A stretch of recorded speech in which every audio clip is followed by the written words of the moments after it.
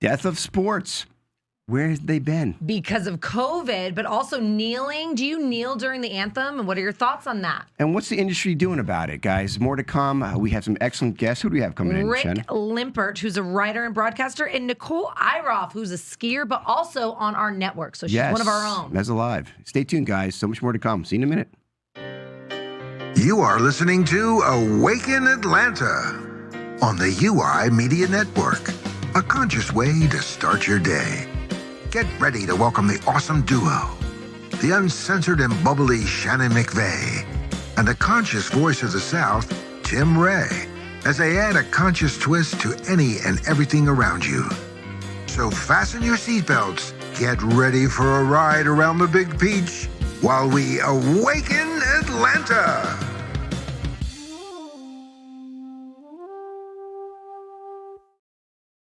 Awaken Atlanta. I am Tim Ray, co-hosting with the one and only, and looks like Jersey 87. Who's that? What sport is that? Gronk. What do you mean? What? Who is that? But you know Football. what sucks? So, Patriots guys, football.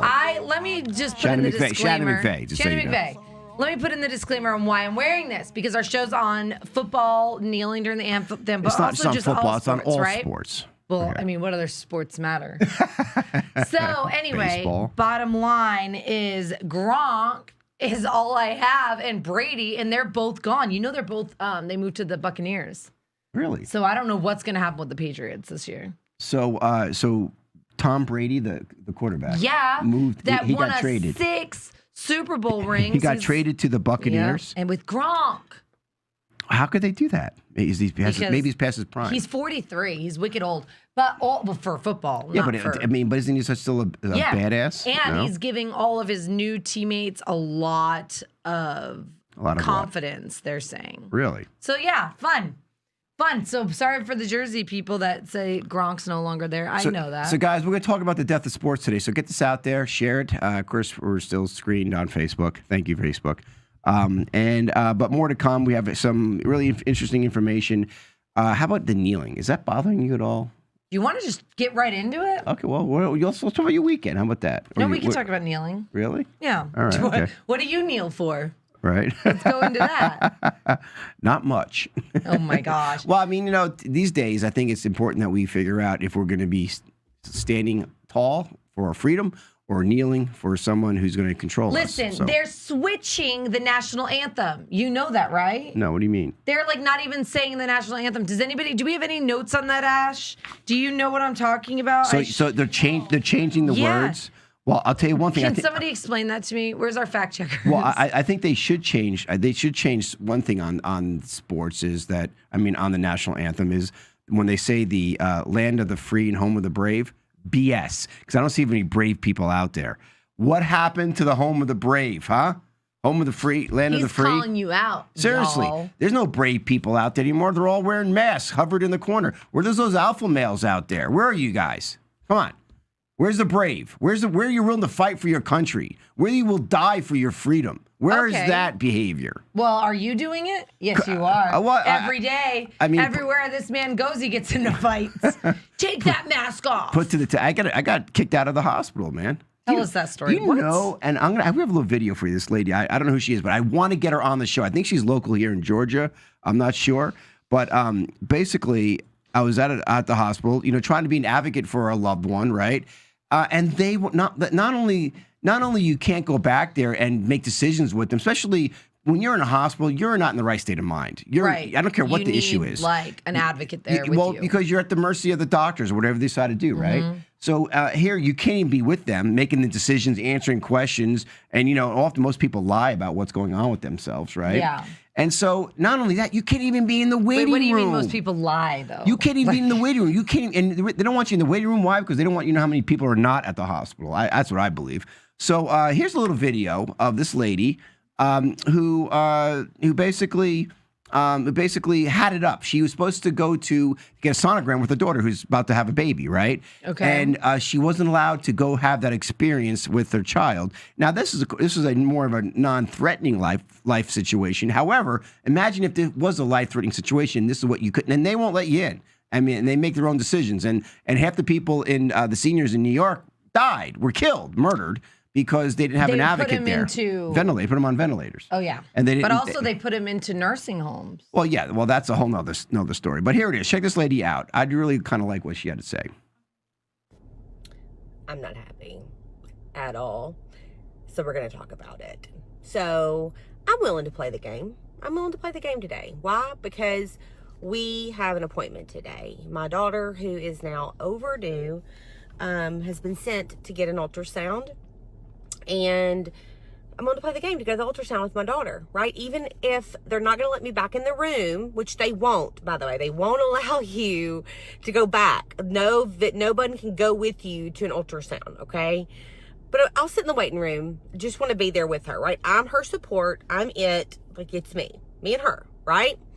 So I get my handy dandy, really kind of looks like a used panty liner is really what it looks like, right? And most people have made theirs and wore theirs so many times that it probably is more like a used panty liner, right? Instead of like something you want to put on your face. So I have mine, right? I have my little used panty liner here that I'm going to wear in, except we go to the door to the place and they won't allow me in. You can't even go in the building with your person. You can't even go in the building. Like, I cannot go in the building with my daughter, who is nearly 41 weeks pregnant. I can't go in the building with her. I have to sit in my car. Now, that is absurd. Thousands of people can protest in the streets, asses to elbows, but I can't go. One person can't go into the building with my daughter for an ultrasound because she's overdue.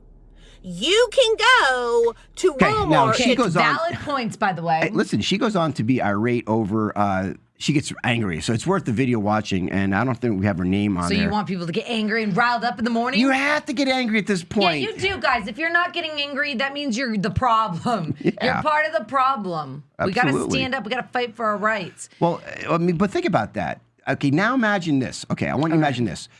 Your daughter. She gets injured. She has a serious life-threatening situation, right? Okay.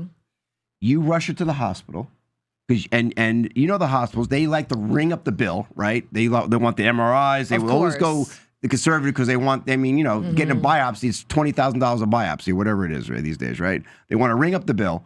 And can you imagine not being able to go back there with your daughter and holding her hand, saying everything's going to be okay?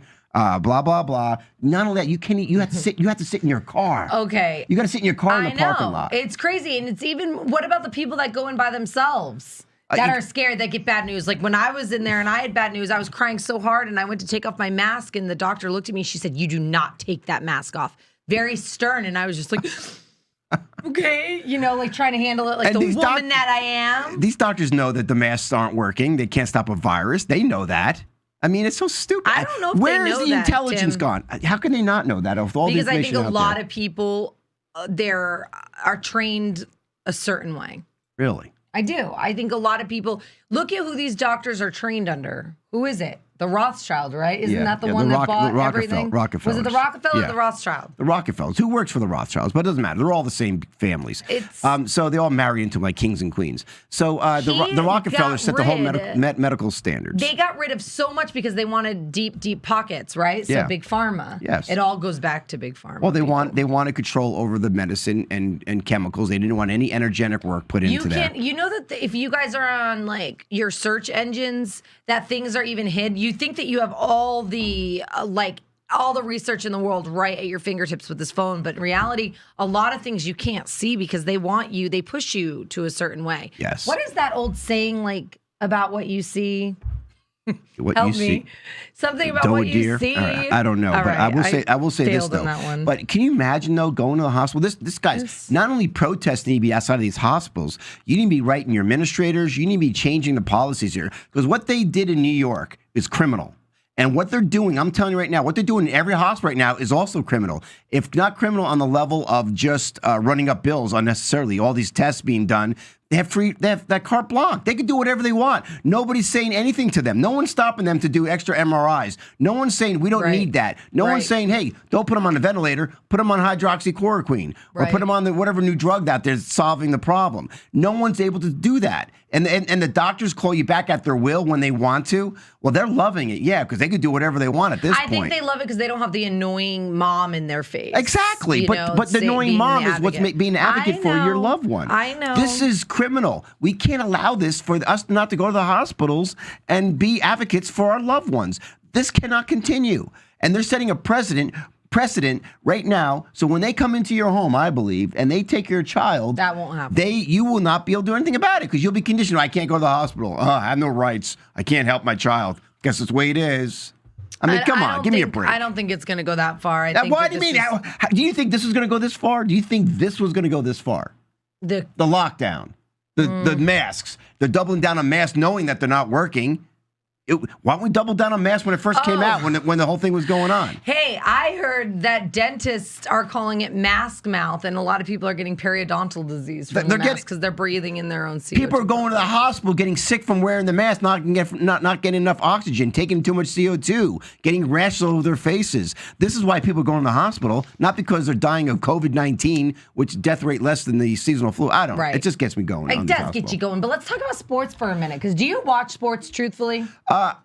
I will watch like a good football game. I watched a good baseball game. Something that's really tight, like it's back and forth. You talking about here? I'm talking about games that are like very close. I don't care who wins. This is a very close game. It's not like a blowout. Okay. You know, I wouldn't use that you watch something very tight. Well, I'm just saying it's not a blowout. You know what I mean? So those are boring games to me. I mean, I'm sure as a fanatic, kicked off the watch party by talking about hydroxychloroquine. I know, right? But listen, on the fanatic aspect of it, you know, that's where that's where people like you come and play. Yeah, you want a blowout in the game. You want someone to be like 31-0, and you feel I feel so much comfortable now that my team's winning. No, but you lose a great game. You that's not what I like. I don't think a lot of people like that. Everyone likes a close game. Okay, you not talk to fanatic. You know where the word fan comes from? Fanatic. Yeah. Have you talked to Fanatic before? They want a huge blowout? Yes. That's it? I don't know. I know a lot of people They don't want the anxiety. They don't want the anxiety of knowing that their team may lose. They don't want to be on that edge. I don't think I agree with that. A lot of people that I watch TV football with. Yeah.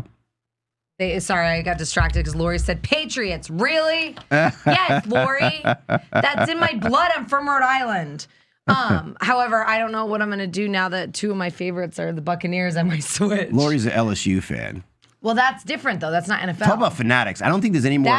There's nobody more fanatic than an LSU fan. I know, but Why is that? Because tiger bait. But COVID affected sports. Do you know why? Why? Because of social distancing. You know, Hello. By the way, did you see all the fake people in the stands? No. There's you watch any professional baseball game, soccer, whatever, and there's fake people in the stands. You can pay $50 to get your face on a cardboard cutout. Oh God! You know they're doing that at certain restaurants like downtown Atlanta. They're having these satanic, mannequins. I'd never seen anything before in my life. That was creepy what you sent me. I know. You're sitting in chairs, so you can't sit. You have to sit at a table with these two satanic mannequins. You know, no thanks. I'll go to the next restaurant. You know. Okay, but seriously, social distancing. How are they doing that tackle football? My kid who's in middle school is doing tackle football, and there's no social distancing. Does that make sense to you? It doesn't make sense, but yet they want them to wear masks in the halls, but yet... Or how about in the restaurants? You wear the mask when you first get to the restaurant, and then you sit down and you take it off. That's why I think everybody's a hypocrite. Me included, guys. I'm a hypocrite too. We're all hypocrites. Well, guys, don't stand for it. Don't wear it. Just say, no, I'm not going to be participating in it. And get all your friends to do the same thing. People just got to grow some gonads and say no. That's what's going to come down to. What's a gonad? Yeah. Okay. Something that you don't know. Yeah, I have no idea. Yeah. Okay, every aspect of sports has been affected from the athletes themselves to the media coverage. By the way, did you guys hear the Chicago Bears had 9 false positive COVID tests? 9 false positive COVID tests. Are you joking? 9. And that's in the media. So why are you still believing these freaking COVID tests? I know. Well, we know that I can't even with that. Minimally, they're 81% inaccurate. Why would you do anything and make major life decisions on anything? My doctor told me not even to do it. I'm saying, why would you do anything that's 81% inaccurate? Anything. Why would you do that? Why would anybody do that? But yet the insanity of it. Because of fear and because of sheep mentality, because everybody's just going with what the world is telling them to do. Our whole healthcare industry is devastated from everything, whether it's the seniors or hospitals, whatever it is, because they're making decisions based on 81% inaccuracy testing. I mean, speaking of what you just said, Lori just said they just realized that there were 77 false positive tests in the NFL. 77 false positive tests. Okay, why do we care about testing? Because they want the mail-in absentee. No, that's all stupid politics. Has nothing to do with it. They want the testing because they knew that they could take testing to the next level, create the next level of fear, and the bait and switch of, remember it was all about the death rate? Now the death rate's less than the seasonal flu. No one cares about the death rate anymore. So they still double down on masks, and they want to use testing as a way to scare. Why do you care if everyone shows up with the common cold? I mean, okay, by the way, if you take the test and you have the common cold, you're probably going to be positive for COVID because guess what? That's what test for the common cold. That's what tests for. Come on. All right. Also, COVID-19 has upended the sporting calendar with professional leagues everywhere suspending their activities to limited spread of the virus. Yeah. So we knew that. I don't even think you can watch a live game, right? They don't open them up yet. Nothing's open. I had hello, everybody. Hello, Susan. I was saying hello. Good morning. Where have you been? Where's all of our OGs been? I know they're sleeping. Good morning. I'm happy you're here. Brett's on. He says, I fear no one. Good for you, Brett. You should. Good for you, Brett. So, But is that true? Yeah, I think it is. Do you fear no one? For the most part. I mean, I fear physically no one, no. But you feel the demons? You fear them? I fear the demons. I would too. But listen, I was talking to this softball coach. I mean, just go to your local softball team. Let's talk about it for a second, okay? Forget professional sports for a minute.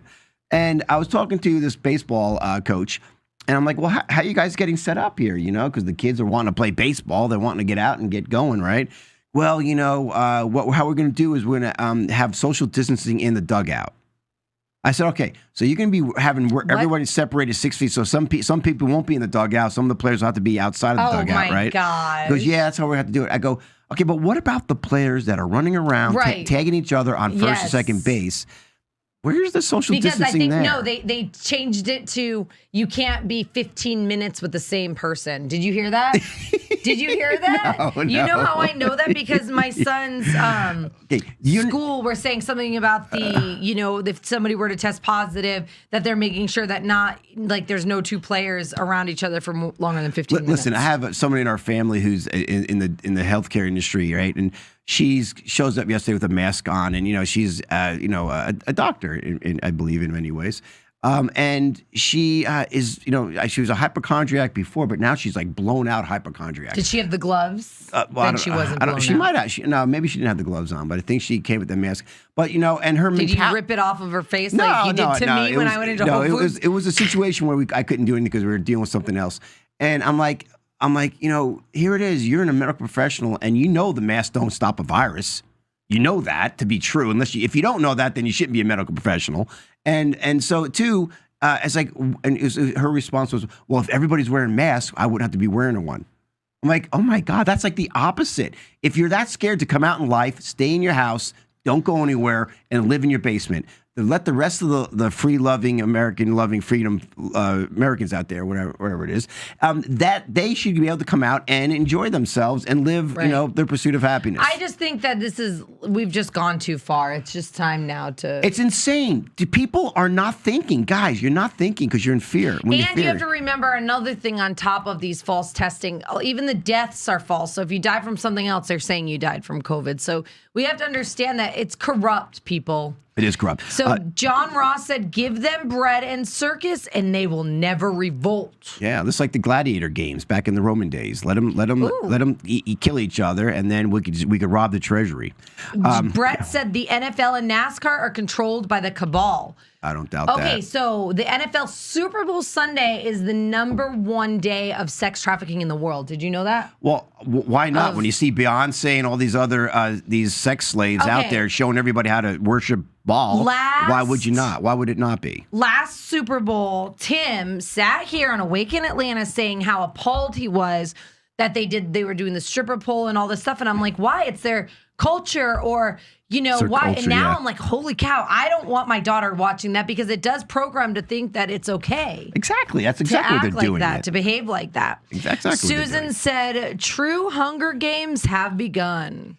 They really have. And I'll tell you what, the biggest lie is what's being perpetrated in the mainstream media. And that's why everyone's wearing masks and everyone's just mainstream confused. media, who, again, is bought out by those, only five companies? And the families, the 13 families or so, whatever it is these days. Who knows? John Ross said people aren't thinking because they are cutting off the oxygen to their brain for prolonged periods of time wearing a there's truth face to that. diaper. Your brain, every time you wear a mask for a prolonged period of time, you are destroying brain cells. I swear, I'm not making this up. I can say that confidently medically. Look You at are the destroying science. brain cells because it's not me saying that. It's OSHA regulations saying that. Anytime you're below 19.5% or 19% of oxygen, which we normally take in 21.6%, when you're below that, you're destroying brain cells. So, and when you wear a mask for a prolonged period of time, you're at 17-point-something%. If you're that crazy and like afraid, get a face shield. Why don't they Face just do shields, that? face shields as well. But my point now, they got cones. They got these people wearing Yeah, put a cones. cone on. A dog cone. Just I take mean, off the I damn think these mask. It's cabal not folks helping are you. sitting back It's making you laughing their sick. asses off at how Yeah. stupid we are. Honestly, do you have a picture of the cone? People, the restaurant people wearing the cones. Susan said 13 families, 6 families control media. Do you want to play the video of the cones? Yeah, let's see the cone here and the cone heads. We have literally lost our mind, and people wearing tinfoil. Here it is. Here's a picture put out by Dr. Sherry Tenpenny on Twitter. Governor Janet Mills of Maine says that servers must now wear face shields upside down so that their breath is directed up and not down. Yes, she wants you to wear a dog cone, a cone of shame. Look at this. Can you believe this? I mean, you can't, the Babylon Bee cannot keep up with reality. Who would have thought that this is something straight out of the Babylon? No, I'm sorry, it's coming from Governor Janet Mills of Maine. She says, I wish this was a joke, but it's real. Let me tell you what. All right. It is a joke. Gosh. The joke is on us. My gosh. It is. I mean, So, come on. John Ross just says, my God, an angry face. Can you believe they're having us wear cones now? And people go along with it. They're so I scared. think they're they can't just think trying straight. to see how much like dumbness is in Okay. this world. How many times that they can get away with things without people Actually, saying, we've gone too Shannon, far." this is a psyop. And I'm telling you, I talked about this, I think maybe to you a little while ago. This is what Scientologists do. They do to they indoctrinate their newcomers down in Clearwater, all over the world, right? They have you do these meaningless things, but the point is that it's not that you're doing the important things like wearing a cone. The point is they're having you do, like when you first get into a Scientology group, when they start mind messing with you, they have you listen to authority. It's like, I'm going to tell you that I want you to listen to everything I say because it's not about the authority. It's about you're helping your concentration. And what they're doing is they're basically hypnotizing them to do everything they say. Pick up that thing there, touch that, touch your fridge. And they do that. And if they can't do all of them in order, they can start all over again. And the same thing is mind controlling us right now. Wear a cone, wear goggles, wear a helmet, wear this, wear a mask, all this stuff. And people are going insane, but they're all following it because they're being compliant and led to that. And what's happening is now when the vaccine comes out, they're going to be so used to being compliant on doing insane things, right? Like wearing a mask when you don't need to, when the death rate's less than seasonal flu. Never did that before in your life.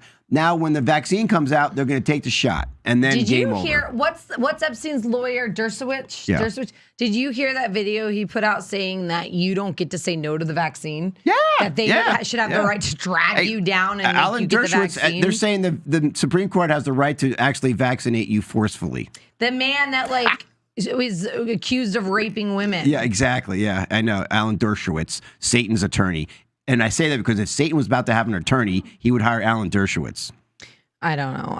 It's so annoying. By the way, I want to talk about the Republican convention because did you hear people like running in circles talking crap about the speakers of the Republican convention? Because you have the McCloskeys, you have the demon sperm lady, the frontline doctor. Really? All these people that I think are like legit people. And people are making fun of them. But I'm like, that's what we need. So we rise together. Yeah. Instead of the Democratic Party, which is just like the transgender lady that was saying that. And Biden, by the way, Biden said, I'm going to say this in my news. These days. He said that biological men should be able to compete in female sports. Biden. Listen, talk about insanity. So I get it. The Democrats are off the freaking loop engine, but you're a big Republican now. The far left. I think I must be. You're going to go to the Republican convention and be one of those fools. I'm going to wear a MAGA pin. You know, trust me. I think the Republican, the team Republican, Team Blue, or are they Team Red? Team Red is as compromised as the Team Blue, and so I think it's you're going to lose either way once you join either group. Stacy's back. I love you and I missed you. She said, "Hey, at least the RNC didn't have a criminal and a rapist as a speaker." Well, that's all you know. Susan says Kabbalah programming and mask wearing is a ritual. It is. It is mass. We're actually acting out the Bohemian Grove rituals right now, guys. Wearing the masks. That's what they do. Next thing is you got to need to wear this black robe with a hood on it, and then that will make you more now of a of keep you safe from all the coronavirus that can come near your face. Does he look like a big baby to anybody? Oh God, that's creepy. Is that what you do in your home life with your girlfriends? Hey, Ashley, you should look up the video of the people at the Democratic convention when they're calling out Clinton about Epstein. He gets kicked off. It's like a quick video, but that might be fun to talk about in the news. I'm telling you, you could go politics left, right. You're wasting your time, guys. This is an agenda. I love talking about politics now. I offend people all the time. It's what I do. Shannon, it is. It's like literally what I do now. I've accepted that about myself. The cabal owns, you have to understand, the cabal owns both left and right. They run them both. They cover their bets. I know. Okay? We need all new. We need to get rid of the old and bring in the new. So and the sports now. When did sports become so political? When the NFL got political and they started becoming politically correct. It's always been political. Do you know how much freaking money they make? What do you think about that? And do we have the thing about the sex? Ashley, did you ever get that when I was talking about the sex? Like how these, or like Michael Vick, who's a convicted dog. What's he had the dogs fighting, the dog ring. Dog and fight, then the Super Bowl, not the Super Bowl, the Steelers. Do you know what I'm talking about, Ashley? Did you put that in our notes? Brett must think you're prophetic because he says, okay, when are we going to get to the kinky sex then? What does that even mean? I don't know. I don't know what that means, Brett. But the guy from the Steelers, he gets paid a lot of money, and he's a rapist. He was like raping women. I think guys, two. Didn't if you don't realize it, they're reinforcing bad behavior and they're punishing good behavior, and that's why people are going along with because they're scared to do something outside of the norm or breaking the policy. Talk about breaking policy. We got to go to break, so don't break this policy and stay with us. We'll be right back.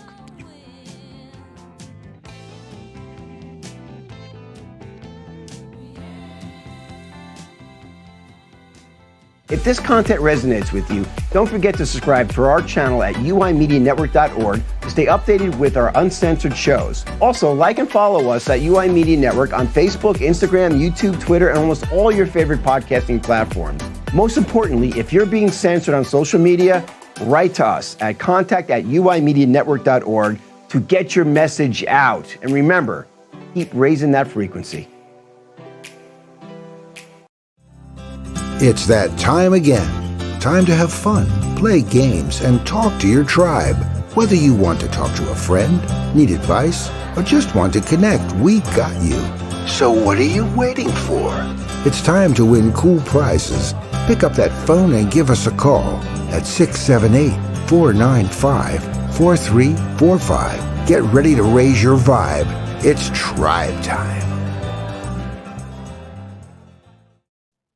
Good morning, guys. Wake in Atlanta, Shannon McVay, Tim Ray. We're going to talk about sports. We're also talking about COVID and how much COVID affected sports. And we're going to talk about politics because it's what we do now. It's my favorite thing to ever talk about. Honestly, I think it's a distraction. The politics. Yeah, it is. It really is. And by the way, Brett with the sex kink thing was talking about Bohemian Grove. Yeah, that's what happens. And that's what's happening now across the board in all the entertainment industry. Oh. And Stacey said Ben Roethlisberger. That's who was the Steelers' rapist. And he's still getting paid millions to be the quarterback. How are these people committing crimes and still getting jobs in the sports? Like, these are little kids look up to them. Support them. But little kids look up to them. So if they think that they're heroes and he's like, oh, you do dog fighting, then I'm going to do dog fighting. Right? Exactly. So what's the worst thing about sports that really bothers you the most right now? That I think the contradiction of like people have to social distance, but yet you can touch each other playing sports, The worst thing that I think, what do you think about kneeling during the national anthem? Are you okay with that? Okay. The concept is what for kneeling at the national anthem? Because they're basically saying that Black Lives Matter, right, you guys?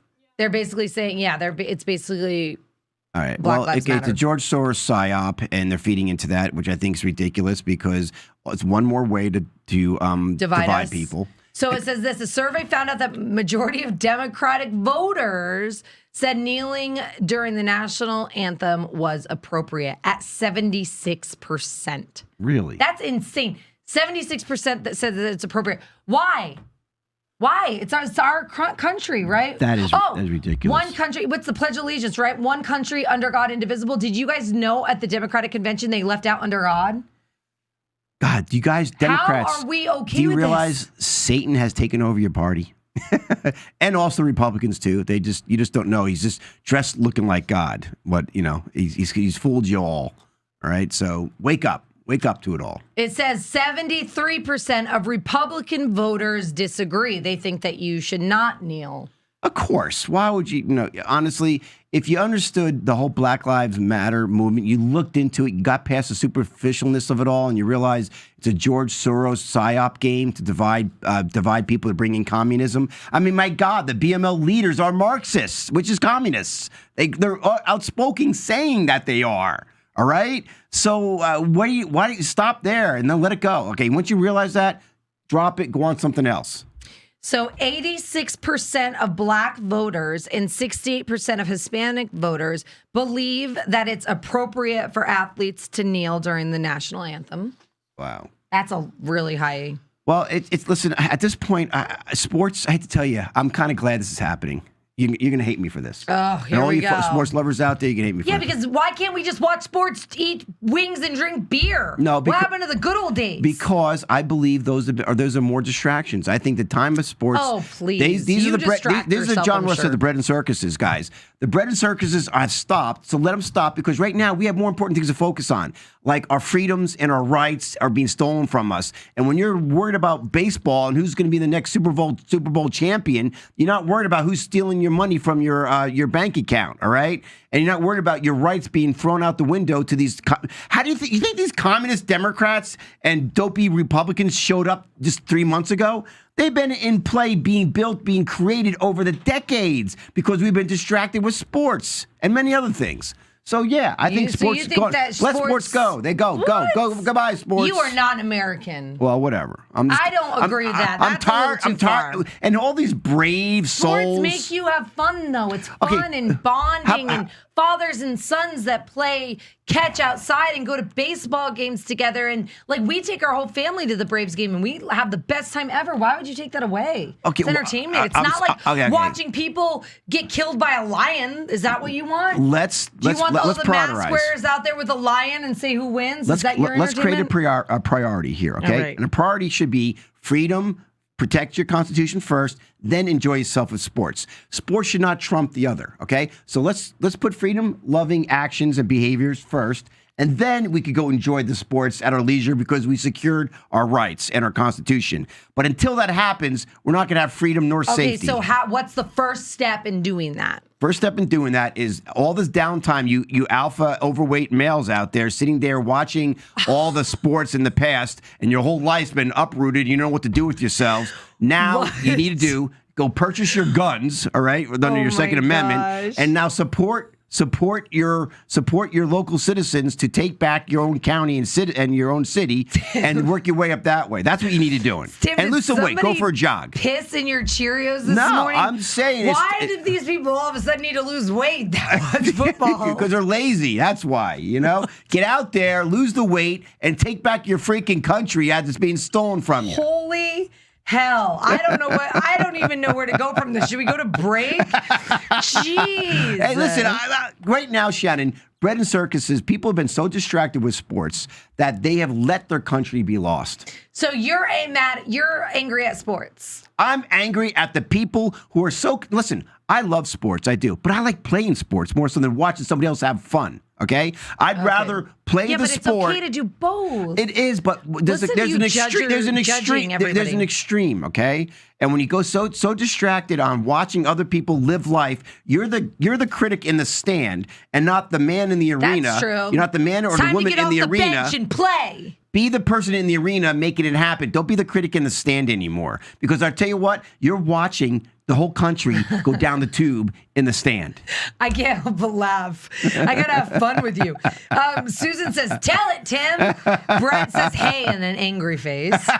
Uncle Randy says, "Vote for Uncle Randy." Uncle Randy. Uncle Randy, come on our show. You should call Uncle Randy, you can call in, Uncle Randy. This is your time, tribe time, and tell me how you're going to just take sports out of the equation and get people said, back. Americans are obese and lazy. Guys, Yeah. why are we insulting ourselves? Well, so because much? we're 60% overweight. You know what I did learn, though, honestly, with my health scare and everything I'm going through? I was never taught how to eat correctly. I love processed food. And you know what I mean? Like, it really is what you put in your body. It's everything. All right. Food is thy medicine, guys. Yeah, It's always it really been that way. is. But they get no, you know what these doctors get no training on that? They get like 2 weeks of training on nutrition in their whole medical degree. That's it. And they move on to something else. They never even talk about the lymphatic system, maybe a week on lymphatic system, which is your immune system. Janet says, "My daughter should be playing soccer. Can our house arrest be over now?" She is in the state of New Mexico. Now, Janet, if you're voted for this lady, I'm sorry. Guys, they have a total neo-Nazi for a governor there who's such a hypocrite, who's pretty damn disgusting. And I'll say it. She might have me killed. I am not suicidal. Who's definitely in the Clintons' pocket. But she is so screwing with New Mexico. I feel bad for them right now. Stacy said, "I can't play hockey. I broke a rib sneezing too hard." Oh, Susan said, "I am a life coach. I can help with diet." Yes. I am relearning how to eat. It's so freaking hard. And I'm trying to teach my kids because my mom never taught me because she didn't I never know taught any my better. kids, and look at the mess they're in now. You know, now I'm sorry, guys. I didn't catch on to this till later in life. But You should feel sorry. I do feel sorry because, the first 7 years are the most influential time in your children's lives. So that's Yeah. when you want to train them to eat healthy. Right. And condition them to eat healthy. Ooh, So- Stacey said, "My husband had to take an entire nutrition course for nursing school." That's really cool. Really? Nutrition is key, right? Yes. All right. Do you want to go into emails? Well, yeah. Let's hear an email. Or do you want to keep talking about sports? Well, well, can you say one thing about behind the kid? Susan said, "New Mexico chick is a Soros ho-ho." Janet says, "Of course I did not vote for her." Well, guys, all I can tell you is, like that lady who you saw earlier in the video, Great, here we go. who had it, she couldn't take it anymore. She says, "I'm done. I'm done with these hospitals not letting you." That's just one area. The hospitals not letting you bring in your loved ones. Then you got the restaurants. You got the Sprouts. Guys, if you haven't boycotted Sprouts yet, my God, Wait, please do. what's wrong with Sprouts? They won't let you vote. They either like Publix, those guys, you wear a mask, not wear a mask. Sprouts will not let you go in without you have to wear a mask. Well, that's not their fault. They're just being told from their higher up. Doesn't matter. The handlers, you gotta say no. We're not gonna do it. You gotta revolt. You gotta lose your job. Okay, you're gonna lose your job. You're gonna have. That's how important our freedom Okay. is. You're gonna lose your job. You're gonna lose your license as a doctor. You get to risk it all at this point because you don't risk it now. When the gun's to your head, you're gonna wish you did. You know what? Tim and What? I are normally like inclusive and unity, but we're both like, it's time to divide and revolt. What is wrong with us? But I feel like we kind of have to do it. We have to like section out from the weak. Survival of the fittest. Well, honestly, think about it. Like they were saying, 60%, 70% of the people in the United States are fat and lazy, and they're scared. They're scared. I mean, come on, I get it. Okay, Sarah Not says, "Shannon, necessarily. come see me. I've got you." So I'm assuming she is a nutritionalist. Yes. Susan said, "Let's do a 30-day health challenge." You guys want to do that? Yeah. And turn she said, "I have turn gone-" MSM off, and then you start there. She said, "I have gone into Sprouts. They have not given me any issues." Cindy said, "Sprouts has called the police on people for not wearing a mask." Yeah. They threatened Tim. Yeah, they did. Tim has it on video. I have it them on video. threatening. I should play that. I told you that. And to the point where I was going to talk to count. But this is what you need to have. You need to organize like Georgia Open. This is what you guys should be doing. You have 30,000 members. Use that. Use the leverage now while you have it. Otherwise, it's going to dissipate. And go to these different businesses like Sprouts who are shutting down and say, listen, unless you give an option to wear a mask, then because half the people out there are nuts and they're all wanting masks, so you can't argue with that. And they're businesses, so you want to have that. But unless you give an option to wear a mask, we're going to not only boycott you, but we're going to rush in 30,000 people into your stores all over Georgia, and we're going to not wear a mask, and we're going to not buy the services, and we're going to overwhelm you and be out there protesting and shut you guys down for day after day after day until you decide that. And then watch when they're losing Listen. money. they will then change the policy. About the mask, because I have to say this because I'm Yeah. a voice for those who cannot speak. And if you're a parent out there and you're just putting a mask on your kid because all the other people are doing it, please don't. Please take it off. My daughter, who's in kindergarten, most of her class, I think there's only 2 or 3 without a mask on. This is terrible. And they wear Terrible. them all day long. And They need their an oxygen. email. I got an email from the teacher saying to bring in extra masks and maybe some Vaseline because the little babies are breaking out in rashes on both sides of their face. Guys, they are not equipped to be wearing masks. They're just little children. They don't even know. All their little germs are getting on it. Like, please don't send your children with masks. As Sarah says, why is that the healthiest grocery stores are the most militant? Exactly. They're getting the pressure from above because that's what they want. They, and I'm telling you, you got to boycott and you got to organize. It's time to organize, I think, at this point. You have is. to. You have Rise to. What are we going to against. do? Rise Sit back against. and watch Netflix for the rest of our lives? For how long? Till they come in there and take you out and put you in a freaking behind Stacey the said, shed. my daughter has to wear a mask at school. No, they don't. They don't have to wear a mask at school. Well, if they're telling them to. No, you don't. I know. I am with you, but like I wore a mask for Winnie's sake when I took her to the open house but I told the teacher straight up she's not going to be wearing one. So why? Ask this question: how can they play sports, football, tackle, not wear a mask, but then you have to wear a mask to go to school? Do you not see the contradiction? Do you It's not see how insane. insane it is? It is. And forget the science. But you can protest. I You know. can protest, but you can't vote. It just makes no sense. Uncle Randy says the silent majority is building and organizing. Uncle Randy, I sure do hope so. Where? Show me. Give me names, numbers. Give me something. We're ready. Come to Awaken Atlanta. We'll film it. Yeah, we'll film it for you. I'm not afraid. If you're I know organizing, we'll come and give you the press everybody- that you won't get from mainstream I media. think everybody in our circle knows where we stand. We do not need to be politically correct for anybody. Okay, Susan said, "Oh my God, Facebook just reported one of my comments against community standards." What was the comment, Susan? Was it here on Awaken Atlanta page? No, what was the comment, Susan? And She said also viruses is cell toxicity. You cannot catch a virus. Yeah, it is totally misunderstood, and fear runs the day, and we are falling right off the cliff because of fear. It's just, what can you do? So Stacey said if her daughter does not wear a mask, they will send her home, and then we will have to do virtual school. Well, then you know what, Stacey, and millions of Stacey's out there, you're going to have to come up with another plan because your Or child what if needs they all fought oxygen. together? What if they all got together like a bunch of parents? But Yes. Stacey's really cool and very smart. Well, let me just tell But you. I bet a lot of people are more sheep than Stacey is, and they just go along with Well, it. exactly. But listen, guys, if you knew, So Stacey, you'd probably be like alone, like I am. Stacey, if where I you am. knew the oxygen was actually harming your child, killing brain cells, if you knew that to be true, which it is, and you knew had them wear the mask all day long, which many do, would you continue doing that? Would you?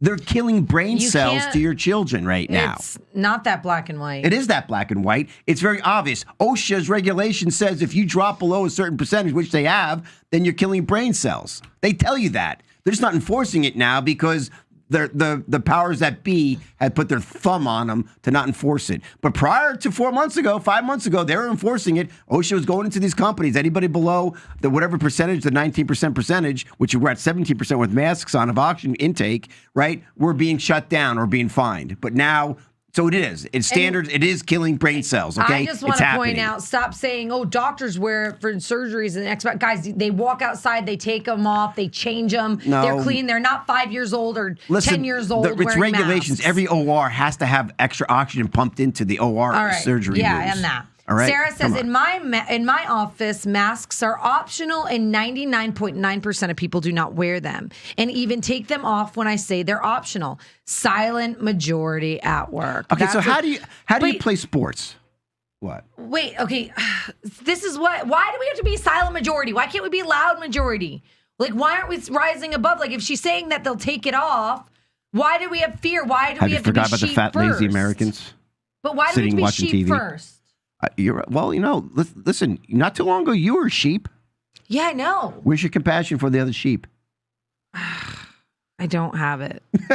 It left the train I station. really don't have it. You know, I mean, I have compassion. I get it. But there's a time where we have to start waking ourselves up.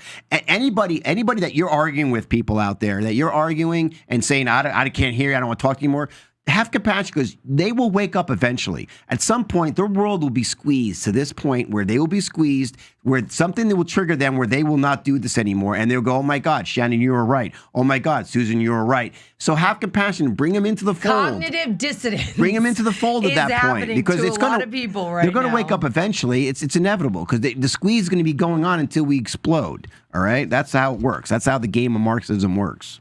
All right. Do you want to go into emails now? Yes, let's hear an email. Or do you want to talk about the highest paid athletes real quick? I want to hear about the highest paid athletes. Do you really? Yes, I do. Because All I right. think this is a tragedy. I'm going to tell you my belief on this. Go ahead. Lionel Messi. Holy cow. What does he play? What sport? $127 million.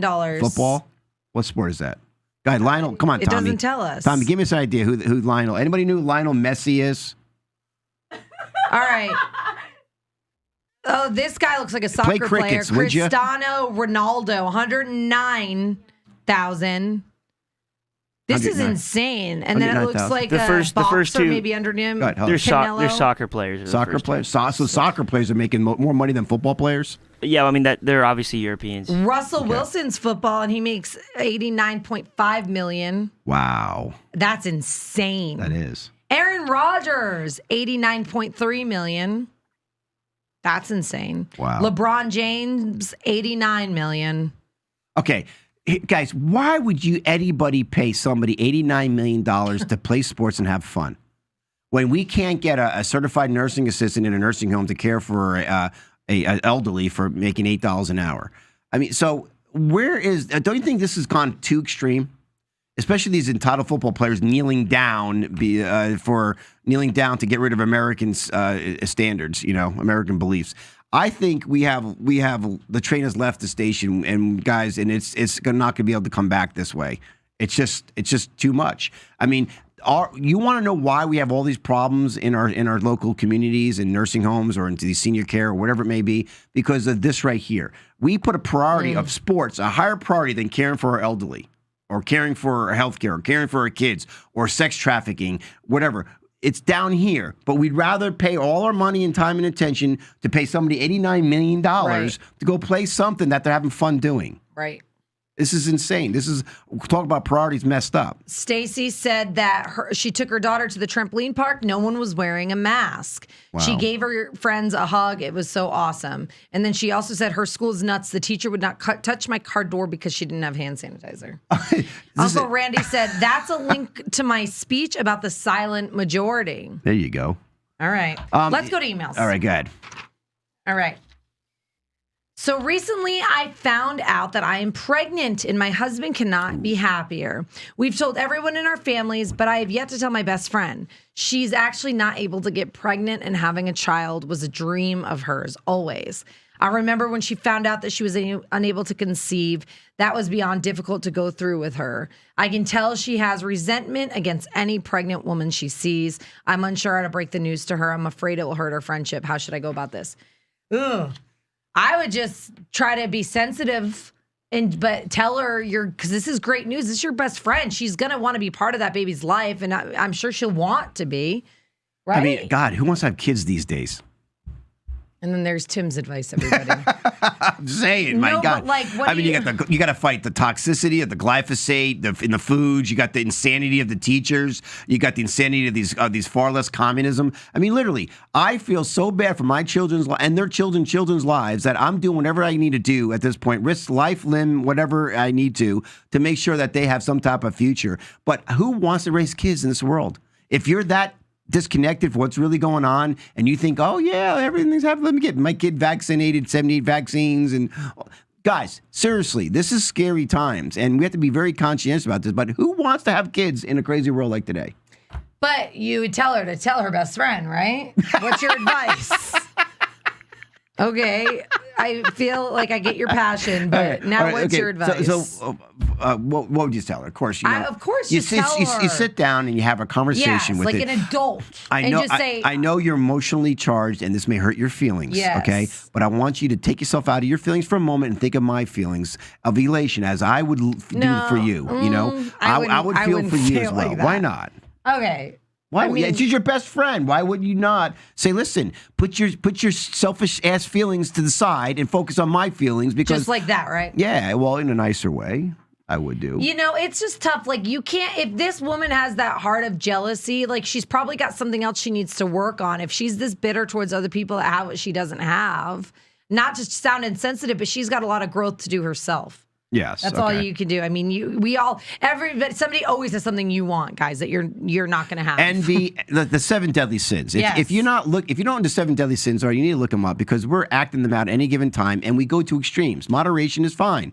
Lust is good. Tim? You know, gluttony, or at least eating whatever your gluttony thing is. That's our 7 deadly sins because we're 7. So we like gluttony, which means not just overeating, but like we'll drink too much. You know, like we just take too much of anything. You could shop too much. Or wrath. You could. Yeah, okay. That's not us. That's a deadly sin, though. Yeah. I'm saying whatever. Have you ever seen that movie 7 with Brad Pitt? Yeah, it was a good movie. Ugh. These whatever it is, it's moderation. So just don't go extremes. That's what it is. What's it all about? All right. Good luck. Godspeed. Let us know how it goes. I have no advice for you. All right. No, that was good advice for a man. All right. All right. I was dating this girl for about 2 months. Everything about her seemed amazing. But this last date we went on pushed her away. I expressed to her that I'm a widow. My wife of 7 years died about 2 years ago. After telling her that, she seemed to close herself off. She expressed that she fears that I will never get over my deceased wife. She even asked me if I would want to choose my wife over her, if it were possible to bring her back. I feel crushed by this. I just want to find someone to grow old with and love unconditionally. Would you be self-conscious if someone you were dating was a widow? I mean, maybe I'd be afraid of the lady haunting me more so than like you still wanting to be with her. But if you still love her, maybe she, I don't know. I feel like that lady's insecure a little bit. Well, no, there's something to that because I know You're somebody. Constantly chasing. I know somebody who lost her husband and she's having the hardest time. And she's been about a year now. That's not too long. But she's having the hardest time to get back into the game and to trust men. It's only been a year. I know. I'm just saying. Maybe a year and a half. But my point is, there comes a point where you have to move on, right? Right. You're going to lose your youthfulness and use. She'll move on, whoever with the right person. I'm sure she will. But I'm saying there's something to where if you're dating that person, you're kind of dating two people. Maybe because she's preoccupied with not letting go of another relationship. It's like you going out with somebody who still has a crush on his other past girlfriend or something like that. And you're dating two people, and that's not fair to that person break either. up. So I see that issue with that person. It's not fair to them either. You know, the person's going to shouldn't date anybody until they get this resolved. It's not his fault that his wife died. I'm not saying it's anybody's fault. So he just deserves to be alone? No, I'm saying Maybe she's afraid that you killed her, though. He has to resolve those issues. Yeah, that's a whole other story. That's where my brain would go. I'm like, you killed her. You were only married for 5 years. I'm not going down this road. the poison in the, but no, I think there's some psychology there that has to be dealt with, and I understand both their points. But can they work it out together? Can they bring the elephant in the room and say, hey, let's talk about it? Yeah, absolutely. Can they get through it? I think they can, but they can't ignore it. And if there's 3 people in a relationship, one person's going to lose out. Okay, so Susan said, so good luck to you. Susan said, okay, I got an account warning with a comment that she said Americans were fat and lazy. So you said that about us. Yes. So we're not allowed to say fat and lazy? Hold on. She got a warning saying that Americans, you can't say fat and lazy? Yeah, but I don't understand that. Do you think that the cabal would be happy about that? No, they want everybody fat and lazy because they don't want anybody rioting or taking back their country. Well, it is interesting, guys. So I go, and you guys can see this yourself. Share this right now. Share this if you're watching via Facebook, because I go into the watch party and make sure it's set to public. And sometimes we're on, and sometimes we're kicked off. Sometimes I change it. And we're very, it's very temperamental. Yeah. But guys, always go to uimedianetwork.org to catch our shows uninterrupted if you ever get kicked off of Facebook. And we are developing, it'll take a little time, but we are developing a kind of Facebook experience where you could message and make comments live while watching shows. So have our backup plan when Facebook and YouTube and all these other groups, these cabal tools they use, finally weeds out all channels that are telling the truth out there. Yeah. So we were talking about sports. We were talking about taking a knee, what you think about it. We were talking about money, and you had made a comment. You said, why do they make so much money? And it says right here, one of the reasons pro athletes make money so much money is that we love to watch their games. Media companies pay the leagues and teams billions of dollars for the rights to show the games on television and other video devices. Right. That's why. Well, listen, there has to be something to sports. I get it. When you're watching a football game, a professional football game, I mean, it is precise. It is beautiful. It is an incredible experience to watch. What that happens, right? And when that occurs, before you know it, you're having the best time of your life, right? But it's to the point where if you could go down that road, relax. I'm sorry. If you go down that road, then what happens is before you know it, you lose yourself into somebody else's world. And this is where the word fans come from. The word fanatic. You know that. Yes. Brett said, "Hey, the cabal are old, fat, and lazy." Yes, fat and lazy. Listen, guys, this is where it is. We gotta deal with what's going on in our faces. We can't stop just not allowing things to happen. We have to step up. It's a fear. There's a hypnotized fear that's not letting you speak your own mind and to compromise and to tolerate. Toleration is not a healthy place. You think, well, we need to tolerate. No. Compromising on a zero-sum game where somebody wins, somebody loses is not healthy. There should always be a win-win scenario being created all the time. And you could do that in your life, and we could set that up. But right now, what's happening in this world, I have to say, is point we're compromising and we're tolerating, and that toleration is going to come back to haunt us, in my opinion. All right. Uncle Randy says, here is the question that a listener sent us. What's that? He said, I have a problem. I have a beautiful wife that is way too hot for me. She is mortified by... I don't even want to read it. Okay. It's like, Randy, I'm sorry. Right. I will read that after. I can't pre-screen the comments. Someday we'll be big enough where somebody will pre-screen for us. Okay. All right. So what else do you have to say about the money? Anything else? Brett said, I got banned for Facebook for 3 days. Right. Susan said, they are truly using witchcraft. Okay. By the way, about the witchcraft. Yeah. Do you believe in witchcraft? I believe that there are powers that be beyond our frequency, our three-dimensional world, beyond our five senses, that people manipulate energy that manipulates to create certain things in our reality. Yes, I do. But if you're opening that door, you guys have to be careful on what's on the other side of it. Well, you have to be secure enough with your light in you to handle it. If you're not and you're vulnerable, you could be, persuaded, possessed. All these things could occur to you. That's why I would not open it up until you're strong in your beliefs, whether that's believing in Christ, believing in whatever it may be. Speaking of opening up, guys, we have Rick Limpert, writer and broadcaster of sports, who's going to be on our show. We also have Nicole Iroff coming on next, and she's going to talk about sports. And you're not going to want to miss our news segment today. We have a lot of news to get out there. A lot of political news, a lot of COVID news, a lot of controversial news. If you guys are watching via Facebook, stay with us and share it. Share it now. Get it out there before it's too late, because you won't hear this anywhere else in the world. We'll be right back, guys. Don't go anywhere. Bye.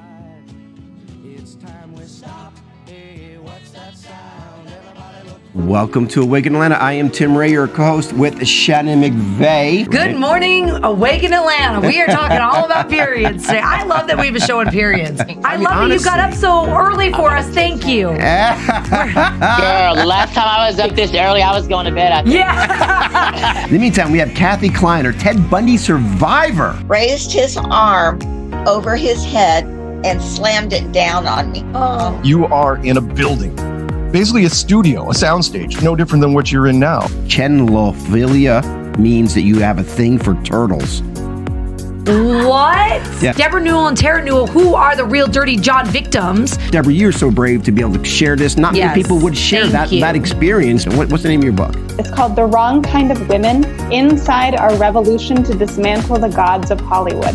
What does that mean? It's up to you and Shannon and your other white brothers and sisters to educate one another when you seeing these injustices happen, when you see microaggressions occurring. I think you're crazy. You can't get mad at me. I literally think you're nuts.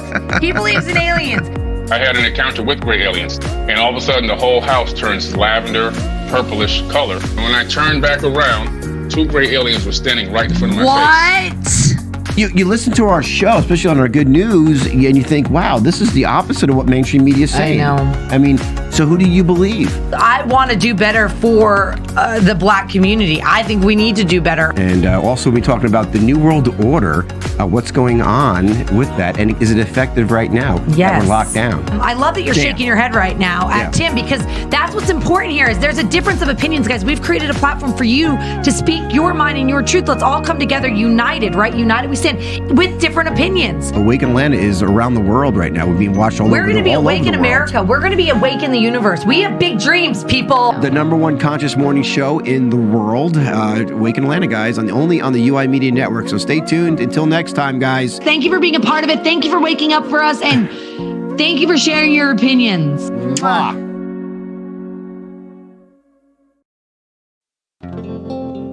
They support us so we can support you. Hear about conscious businesses that provide goods and services to our community. Through one another, we uplift and support for the greater good. Let's give a hand to our goodwill partners.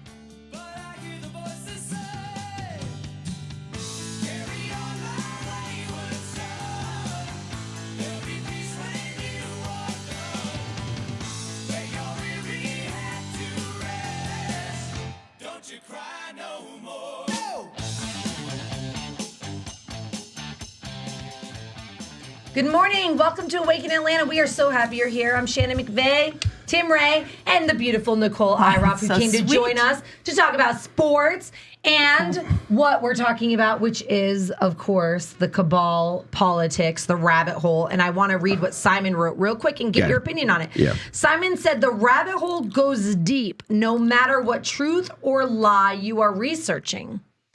Right. What would be a lie? What do you mean a lie going deep? Usually the truth is what goes deep and spins you around, right? No, sometimes lies catch you too. I mean, the rabbit hole is it's an equal opportunist. It will take you down whatever road that you go down. And you know, if your thoughts truly create your reality, what you focus on expands. Then guess what? The rabbit hole is never ending and it continually expanding. So we're talking a lot about conspiracies. I have my conspiracy shirt on too.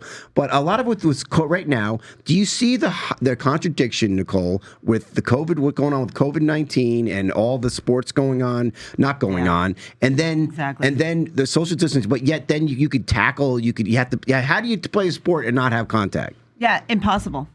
How do you play a sport without having contact? It's a perfect point. My daughter's in gymnastics right now. No one's wearing masks. See, it makes no sense. But do they have to wear masks at the school? You walk in with a mask. You take it off, and there's about 50 kids in the gym. It just makes no sense. So they're contradicting themselves. You're walking in with a mask because you have to for their policy. Yeah. But you're see, it comes a point where people are following policies and not having any rational reason why to it. This is what worries me the most. But don't you want to go down that rabbit hole and talk about why we have to do that anyway? I'm going to tell you right now. There's a scientific research out there where they actually students were told that they're going to be experimenters and they're going to be torturing other people, right? But it's just slowly going to be kind of electrodes and shocking them, right? And so what they did was, but they were testing not so much how much tolerance somebody could take a shock, but they were testing how much authority this person was going to listen to of hurting another human being. And the studies blew their minds because these students were, and these students were acting like experimenters, scientists, were kept increasing, and it wasn't really hurting them. They were pretending like they were being hurt. It's the warm frog in the boiling water. Well, they were increasing the pain to these subjects, and they're screaming and yet, but they kept increasing because their boss was saying, make it higher, make it higher, make it higher. And they went along with it. Same concept with the masks. So the human mind listen to authority and they'll say, well, I didn't think about it was hurting the person because I was being told to do it. Right. This is what's happening now with the masks that we are following through, not having any good reason. There's no logic behind it.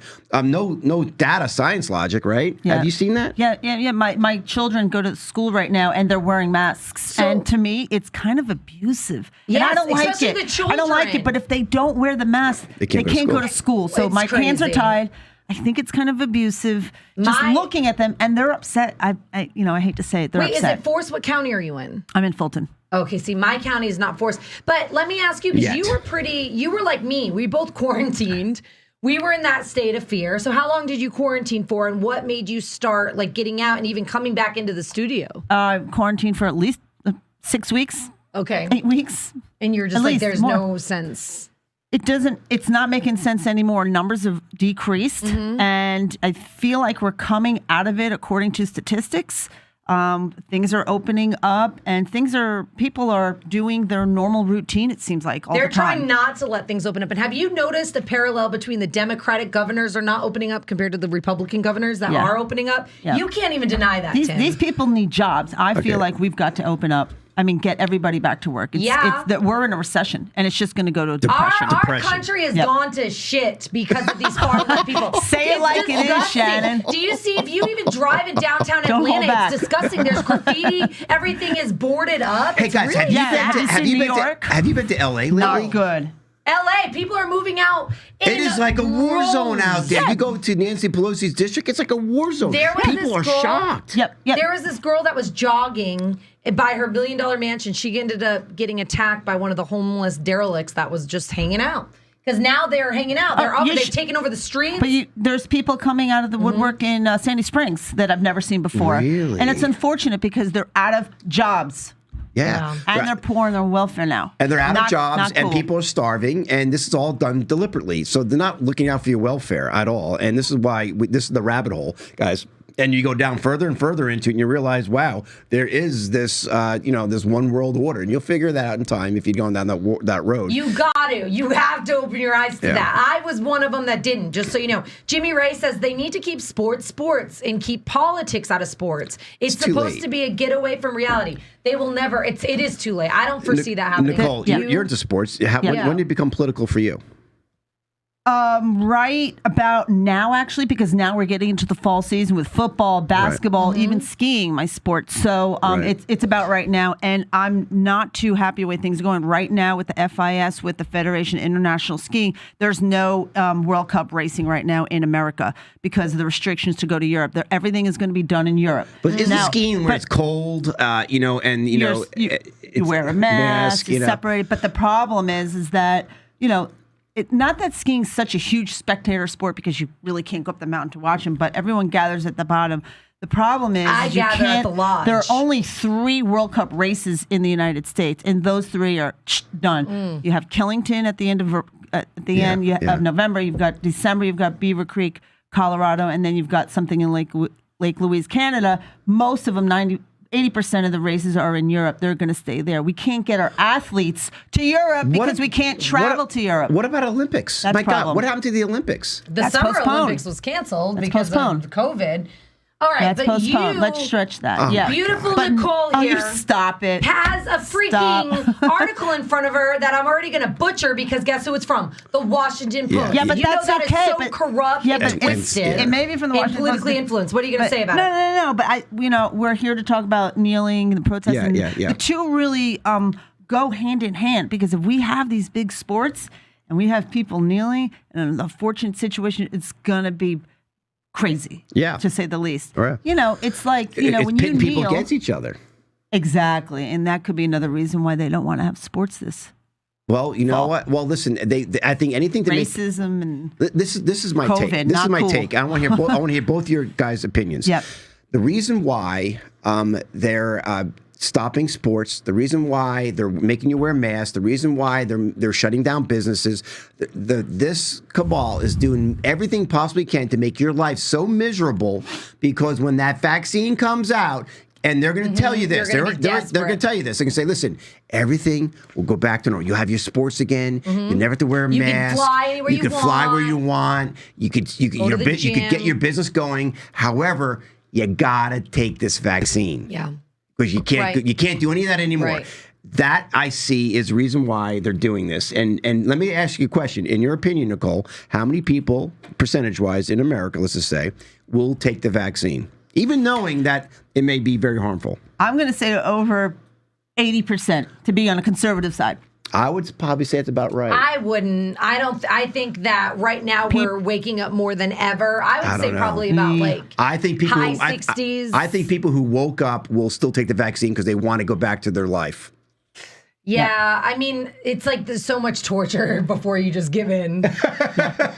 John Ross said prior to 2009, NFL athletes had the option to stay in the locker room during the national anthem.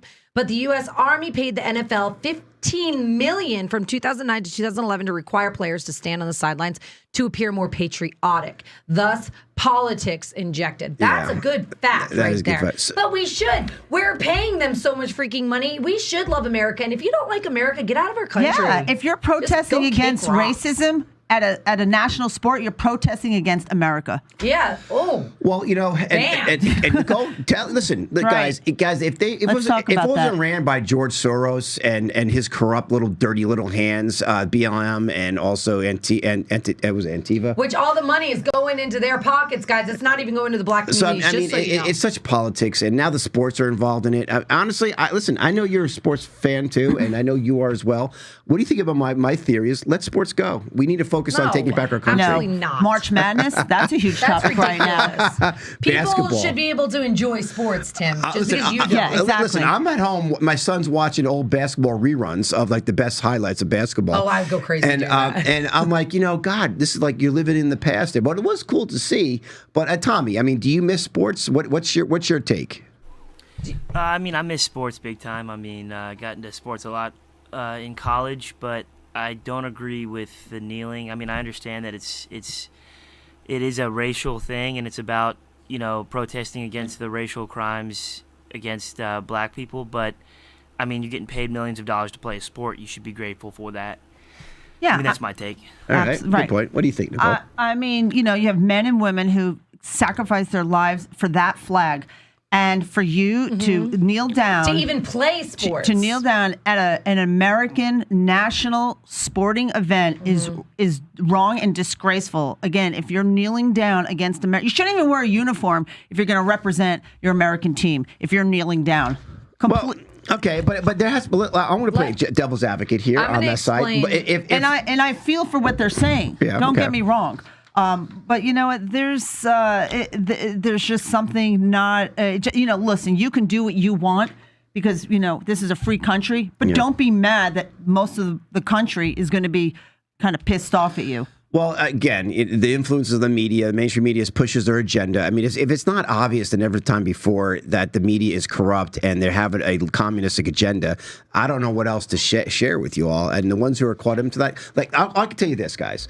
If you stop for 3 days, just 3 days, stop watching Fox News, MSNBC, CNN. Just stop watching the news. Never watch CNN. Turn the radio off, too. Watch Tucker Carlson. No, don't watch Tucker. He's controlled opposition.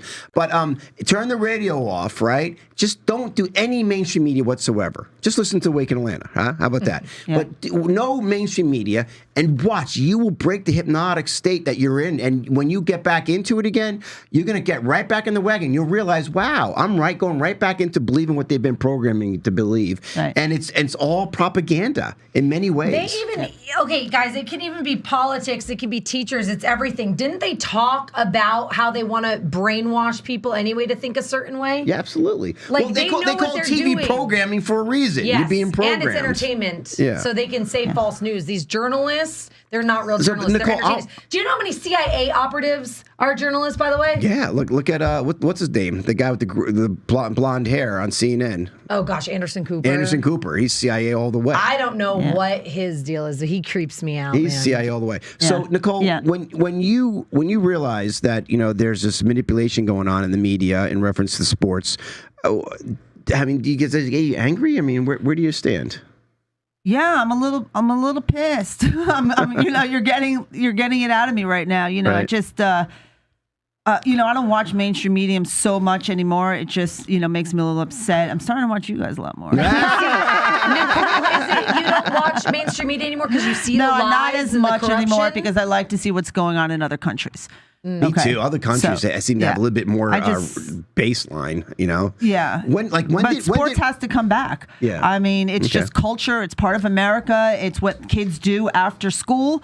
Right now, I've got 2 other kids who are completely bored.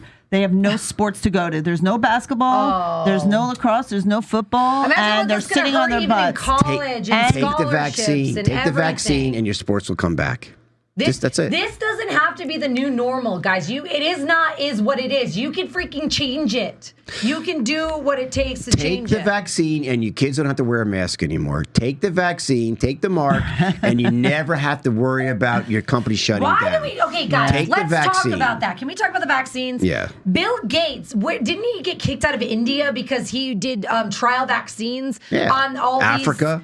Oh, India. yeah, something like he's just a bad guy. And he talks openly about why are we trusting him as a scientist or a doctor? Yeah. He just has money. He wants to depopulate the world. By the way, didn't he get sued back in the 70s for doing something really bad? He was corrupt and they called him out in the 70s or 80s. Somebody help me with this. Yeah. Bill Gates, somebody. Yeah, well, Bill Gates has been corrupt for a long time. But all of a sudden, we're listening to him like he's something. All he has is money. He started the Melinda and Bill Gates Foundation because he wanted to save his name and make money doing it. Because his name was corrupted. You look this up, guys. Vet this out yourselves.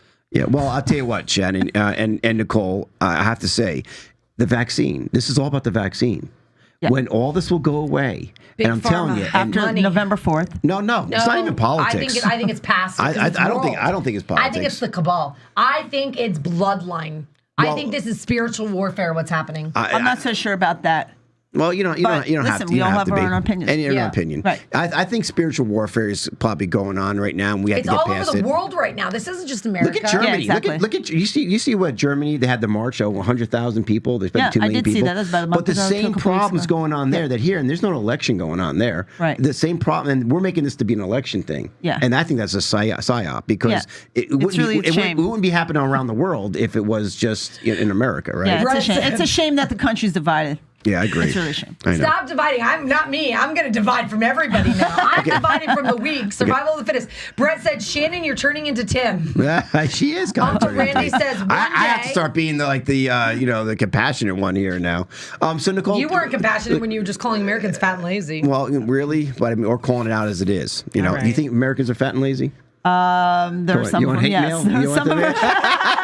Listen, let's just say it how it is. Some people are lazy, and some people are not. So Nicole, no one's, we're not all built the same. We're all wired differently. Tell us what you're up to, because I know we're coming short here, time, and it was more just to shoot the breeze with you today. But tell us what Mezza Live, what's coming up, and a little bit about your sports and your skiing. I love to hear about that. Well, we have a show here with this UI Media Network, the Mezza Live, every other Thursday. Actually, we're going to do 3 shows in September. We have upcoming Can Your Marriage Survive the Pandemic this Thursday at 4:00. We also have Jake from Body by Jake.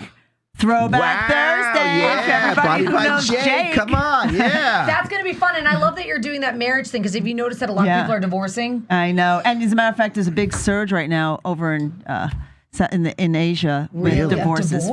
No kidding. Wow. Yeah, and it's usually going to just kill come their spouses over this way. So hopefully we have a great doctor, Dr. Good Woodsfellow's coming on, and he is going to help everybody with their partner, spouse, to get through the tough times right now. Wow. Yeah. Wow. So people want to watch you again. It's every Thursday? Every other Thursday at 4 p.m. The Mezza Live here at UI Media Network. And we're going to talk about. We also have some restaurateurs coming on. Hal's Steakhouse is coming on. Wow. Yeah. I don't know if you guys know. Yeah. Do you know Hal's Steakhouse? I love Blaze a good Nowak juicy will steak. be here. Yeah, we're going to see if the stakes are high tonight. Awesome, That'll be September 24th. That's great. Yeah. Well, listen, thank you so much for coming on. And you're fantastic. And guys, if people want to reach you, what's the best way to reach you? Nicole Iroff at Gmail. No cell phone. UI Media Network. At gmail.com. All right, there you go. Or the Mezza Live on Facebook. Mezza Live. There you go. That's easy. A little shout out to Jackie if she's watching. Hey, so guys, listen, we have coming back. We have good news. It's going to be crazy. We have some videos that are going to blow your eyes. It's the news. It's the news, but we are going to talk about a solution, and that's good. That's good news. Yeah. Right? Don't go anywhere. Share this now. If you're watching on Facebook, share. See you. Share to care. Share to care. Influenza viruses cause upper respiratory infections. So even if the vaccine wasn't contaminated at all, why would you give the most susceptible people an upper respiratory infection? Yeah. In order to prevent an upper respiratory infection. Yeah. So They're actually driving the disease. And you open this part of the show with the paper that showed this in the military. The game is to prevent the therapies till everyone is infected and push the vaccines, knowing that the flu vaccines increase the odds by 36% of getting COVID-19. Where does that data come from? A publication last year where the military who had been vaccinated with influenza were more susceptible to coronaviruses. Coronaviruses are in every animal. So if you've ever had a flu vaccine, you were injected with coronaviruses. So the most important message is no flu shot. So you can only assume that it's deliberate for Robert Redfield to stand there and say that yesterday. Oh, and get them at the end of the summer. And that's going to make, and then they're going to say, oh, look, COVID-19 came back because we let you out of your homes too soon. And it won't be because you let them out of the homes too soon. It will be because you drove the flu shot and people ran to get their flu shots because they wanted to go back to work. So the most important thing the public can do is get no shots, go back to work right now, show the natural herd immunity and show that it won't come back in the fall because we didn't drive it with the flu shots, because we developed natural immunity. We got out of our houses in the summer, got healthy, we'll be fine.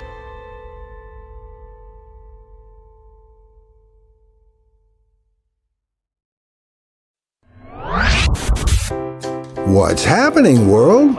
It's time to dive into local and national news topics that are guaranteed to put a positive spin on your day. Join us as we discuss impactful headlines and local events designed to enrich your life. Enjoy your cruise with good news. Good morning. Welcome to Awaken Atlanta. I'm Shannon McVeigh. Tim Ray is right here. We are in our news segment, guys. We want you to be a part of this. If you have any news, go ahead and write it in the comments and I will read it. Right. Real quick, before you get into it, Dave Morello said that Australia is a mess and they're back on lockdown. So you were asking about that. So Australia's back on lockdown. Yeah, Australia, listen, wake up. Australian tough guys out there, wake up, take your country back. All right? Stop listening to the authorities here. Okay, but authorities are corrupt. Lockdown. The authorities are corrupt. Tim's point. It just proves Tim's point that this is more than politics. Yeah, guys, listen. The death rate's like 7 people dead in Australia. It's all about the death rate. It's not about positive. People can test positive all they want. 99.9% of people survive. I think something like that. Do you see the game? They're testing positive, and the testing is 81% inaccurate because they're testing for the common cold, coronavirus, anything thrown in there, COVID-19. And so the setup, the sting is set up. The setup is in play because now people start testing positive, they can panic people and create more fear. Before with the death rate's less than the seasonal flu. Yeah. It's not a pandemic, guys, with the death rate less than the seasonal flu. It's not a pandemic, never was, okay? It was created to be. So step up, see for what it is, stop letting people piss down your back and say it's raining, and own up what you got to do. In Australia, wake up. You're the testing ground for everyone else in this world. You guys are the toughest people out there. Come on, look at the history of Australia. That, and I think you guys need to do the research to this, but isn't it, because it is man-made, because they took stock out into coronavirus, right? Yeah. They put money on it. They patented it. It's a business sent now. Wuhan like over $3 million after they were already making it here in North Carolina. You just really do your research. Well, but Australia, guys, come on. Why is Australia leading the way? Because it's a test ground. Because it's less people? Well, it's not only less people, but the land's so spread out. And but these guys are tough people. Stop listening to the mainstream media in Australia. It's corrupt as well.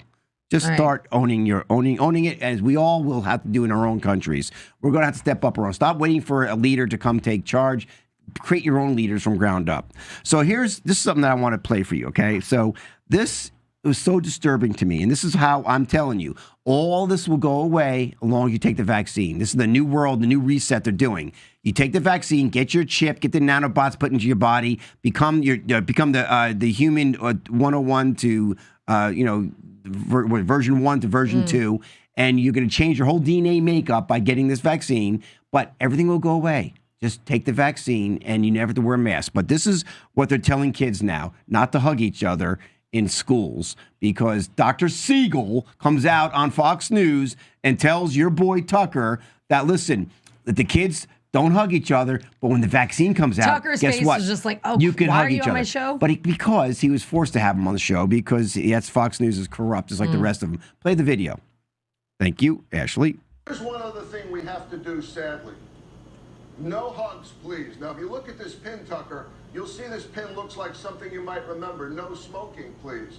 Let's give our kids all of these pins. No hugs, please. Sadly. But I'm going to say this. With this pin or shirts, no hugs, please.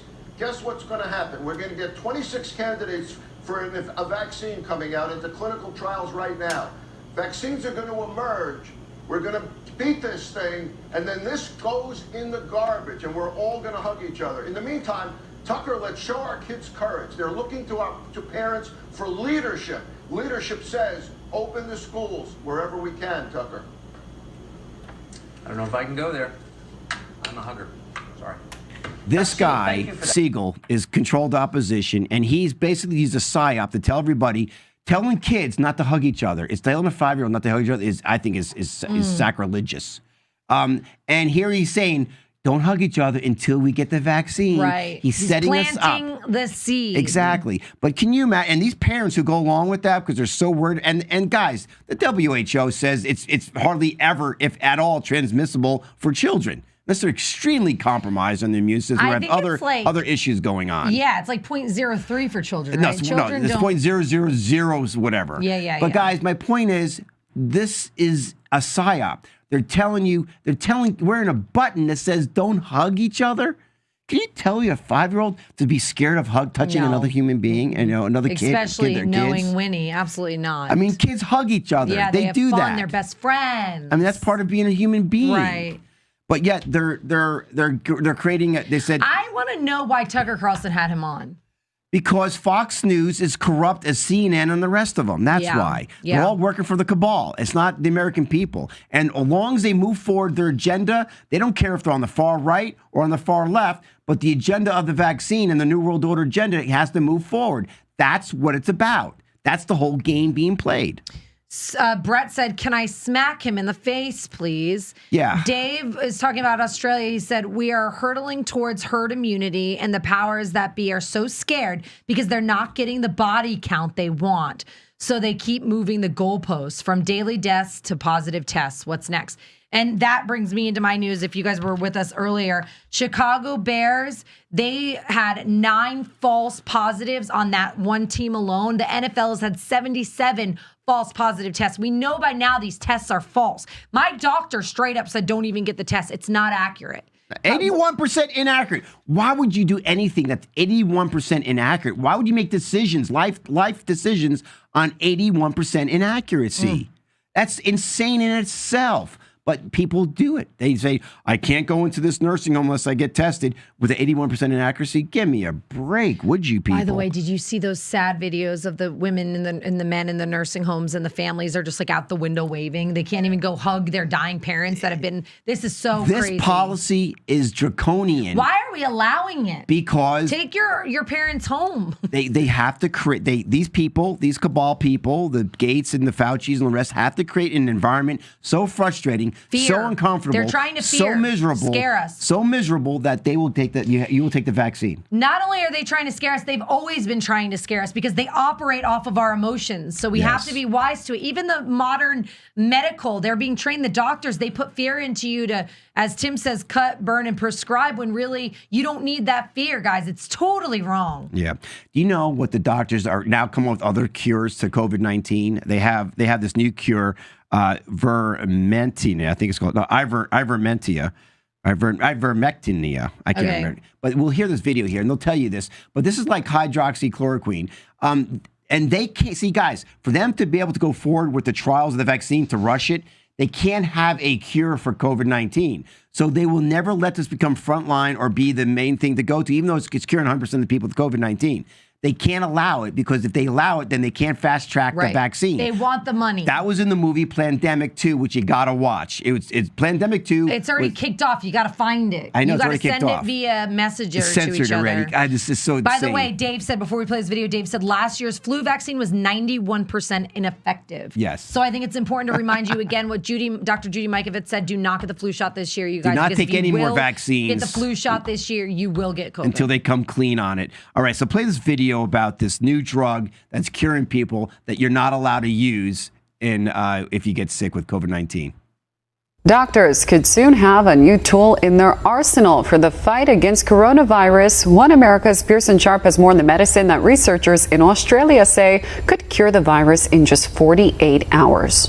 The fight against coronavirus could have a powerful new weapon. It's called ivermectin. News out of Australia has revealed doctors are now successfully using the drug to treat patients infected with the coronavirus, with one doctor saying it makes corona very simple to kill. So far, the medicine hasn't been widely used against the coronavirus specifically, but is typically used for parasitic infections. However, a peer-reviewed study led by Monash University back in April found that even a single dose of the drug could kill the coronavirus in less than 48 hours. Ivermectin is well established and has been available since the 1970s. It's FDA approved and is on the World Health Organization's list of essential medicines. That means it has very few side effects and is considered one of the safest drugs in the world. In fact, in 2011, a scientific journal in Japan, where the medicine is originally from, called ivermectin a wonder drug, on the same level as penicillin and aspirin. And it's not only potent, it's also very inexpensive. The wholesale cost for a course of treatment is just 12 cents, meaning So it's here it a is. We safe... have another cure. Doctors. They're saying it's curing this, and it's not allowed to be the protocol for COVID-19. Because if it is, the vaccine is useless. Yeah. And guys, why can't we just wake up It's to so much realize we're deeper being than just played? the vaccine, though, Tim. What? It's so much freaking deeper. It's all big pharma. Yeah. All of it. Yeah. All right. Good. Goodyear. Did you hear about the thing No. about Goodyear? Goodyear is saying that you cannot wear a MAGA hat inside of Goodyear. So President What's a Trump MAGA retaliated. Make America Great Again. Oh. Trump hat. Pro Trump. They're straight up saying this. What? Trump retaliated saying, okay, well, let's boycott Goodyear. But Goodyear does provide a lot of jobs. But Trump is like, listen, if we're going to play dirty, I'll play dirty. Zero tolerance. Goodyear just put out. What's acceptable? You can wear a Black Lives Matter hat or you can wear a LGBT hat. What's unacceptable is Blue Lives Matter, All Lives Matter, and MAGA attire. So That's is that crazy. Where is equality in that? Is that not discriminatory? Well, listen, guys. Is that not racist in itself? Is that discriminating? Okay, but can I tell you something? And you're not going to like this. Oh, well, All I right, don't like okay. a lot of things you say, Okay, Tim. but Goodyear and Trump right now, is it uniting people or is it dividing people? Which we clearly know. Okay, so Trump is part of the controlled opposition. He's going to do whatever to divide Americans, and the Goodyears and the Democrats are going to do whatever to divide Americans. And so instead of like Trump having the higher road and say, guys, listen, all lives matter, or whatever. Let's not feed into that. But listen, he's not. He's going to divide it out because that's what they want. As long as we divide on politics, we can never get to the real issue, what's really going on, and that is the UN right now. You don't believe. You don't No, follow me. I'm just like, you're right, but I want to have more hope than that. Well, I because- mean, guys, I'm sorry. We're going down a rabbit hole with Trump as well. These guys are all working for the same people, and it's the Rockefellers and the Rothschilds. Has nothing to do with the American people anymore. and they just are using him, you think? They're to- using him. And Yeah. trust me, he's all for vaccines. They're doubling down on the censorship. They're doubling down on the mask.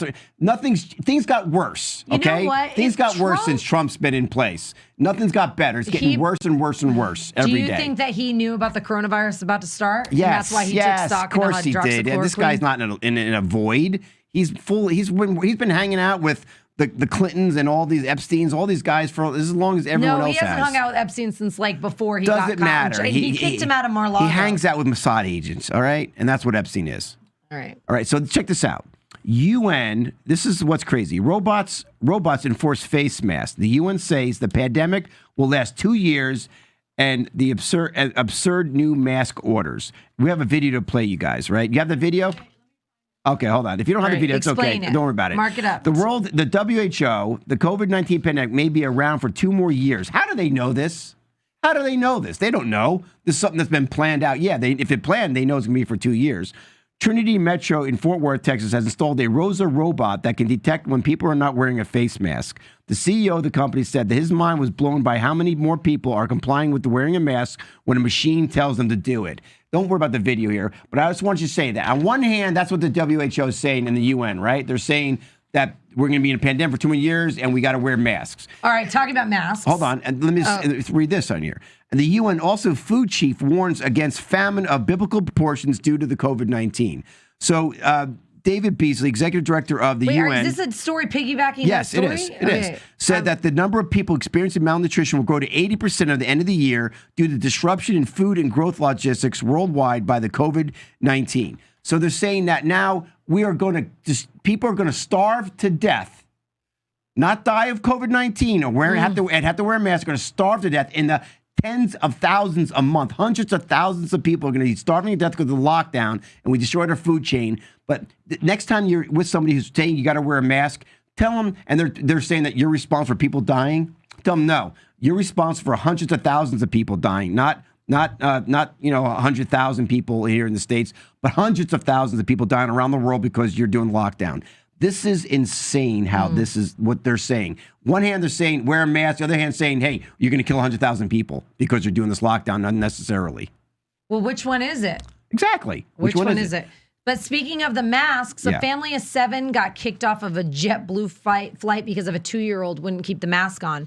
So the mother said she was pulling it off and she had a pacifier in her mouth. The flight attendant saw it. She said, the way they treated me and went about it is humane. My kids started crying. They got scared. They didn't know what was going on. It was very traumatizing for them. They got kicked off the flight. Can you believe that? She's going to sue them. It doesn't matter. She said that she said that she has not lost faith in humanity because some passengers stuck up for him and they went to the airport and lobbied for him. So that's nice.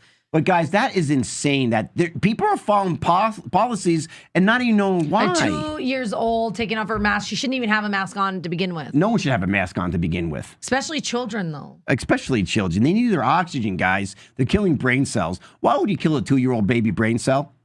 Why would you do that? They need all the brain cells they could get at that point, right? But that's what's happening.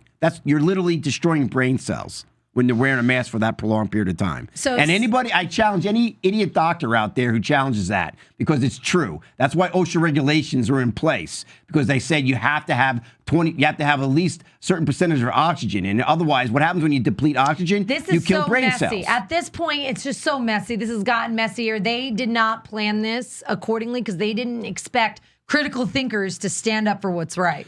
Well, it's just messy. They're doubling down, Shannon. What do you do now? I mean, they're doubling down on everything. They're kicking families off because a 2-year-old won't keep a freaking mask on. Like you're gonna keep a 2-year-old do anything. Imagine the traumatizing of those little kids. Oh my God, the lawsuits. I mean, it doesn't matter. The lawsuits take forever. It'll be years before they ever see anything in a lawsuit, and then it'll be ran through whatever avenues. You basically, guys, it's going to come down to pitchforks and torches. Honestly, that's what it's going to have to come down to because nothing's going to change otherwise. Okay. Do you want to go into okay, let's do this. Okay. Let me talk about this one little thing I think is crazy here. And it's Ben Swan talks about this. And this is where we should be looking at. This should be actually what's going on the investigative. This should be like 60 Minutes should be investigating this. That this was a man-made, COVID-19 was a man-made bioweapon. And guess what? We have evidence now coming out that it was. So let's play that video, Ashley. A brand new study out of Australia by a team of scientists claims that the coronavirus is in fact human-made and did not occur naturally in nature as we have been told so many times over the past few months. COVID-19 virus was particularly well adapted to bind to human cells, and that was far superior to its ability to bind the cells of any other animal species. And now another scientist has found that in fact the coronavirus is not of natural origin and contains protein sequences that appear to have been artificially inserted. Why do these scientists say this is true? Plus, today, for the very first time, we are going to unearth content from 5 years ago that demonstrated the U.S. government was in fact funding not just that show. It is just so disturbing that they're saying that these protein that it was man-made. By the way, guys, in pandemic, it explained to you that you can't patent a vaccine if it's naturally occurring. Okay. They're coming up with a patent with COVID-19, which I believe they already have, because it's not naturally occurring. They can't patent it. So it has to be man-created. And they just told you they are proteins that it was created to attach to certain human proteins, not animal proteins, because the animals are not getting this. That's why they're like, what's confusion here?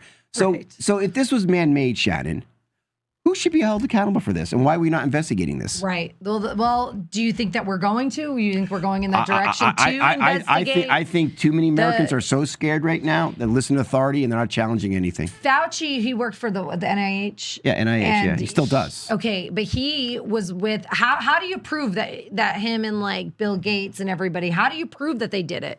Besides saying about the bloodline and the cabal. Okay, well, you don't have to prove it, guys, because the media is controlled by. They'll never let you say that on mainstream. It's out there what they've been doing, but you don't have to prove it. You just have to use circumstantial evidence. And for example, if Gates is giving $48 billion to the WHO, why can't you assume that he gave the money to create a pandemic? Which the WHO, the CDC, they've lied to us. I just learned that they did mass vaccinations in the 70s, and a lot of people had major vaccine injuries, if not death. Oh yeah, from big time. And they called them out. We used to call these people out. Why don't we call them out anymore? Because the media is now more controlled than ever before by these cabalists. And I'm telling you. Speaking of the media being controlled, yes. The DNC back at it again. So there's transgender, non-binary gender, transcendent mermaid queen king, who's saying she wants a world without cops, or he, or whatever. And hold on. What is that? Transgender, non-binary gender, transcendent mermaid queen king. So she wants to be considered a mermaid? Yes. And she's speaking on the DNC. And you want to make fun of the Republican Party for having the McCloskeys on. Come on. But she's saying, this is what she's saying. She's saying, how do you not understand that we're going to have a world without cops, without prisons? She said that we want to totally abolish the police. We're talking about abolish the ICE. We're talking about abolishing the prisons. And Tucker Carlson responded, Democrats and their faithful lackeys, the media, have been telling you for weeks that none of this is real. You're imagining it. Democrats don't want to take cops away and leave you defenseless. Yes, they're voting to take billions from police departments across the country, but not really defunding. It's really redistributing. He went on sarcastically adding, not a big deal. Calm down.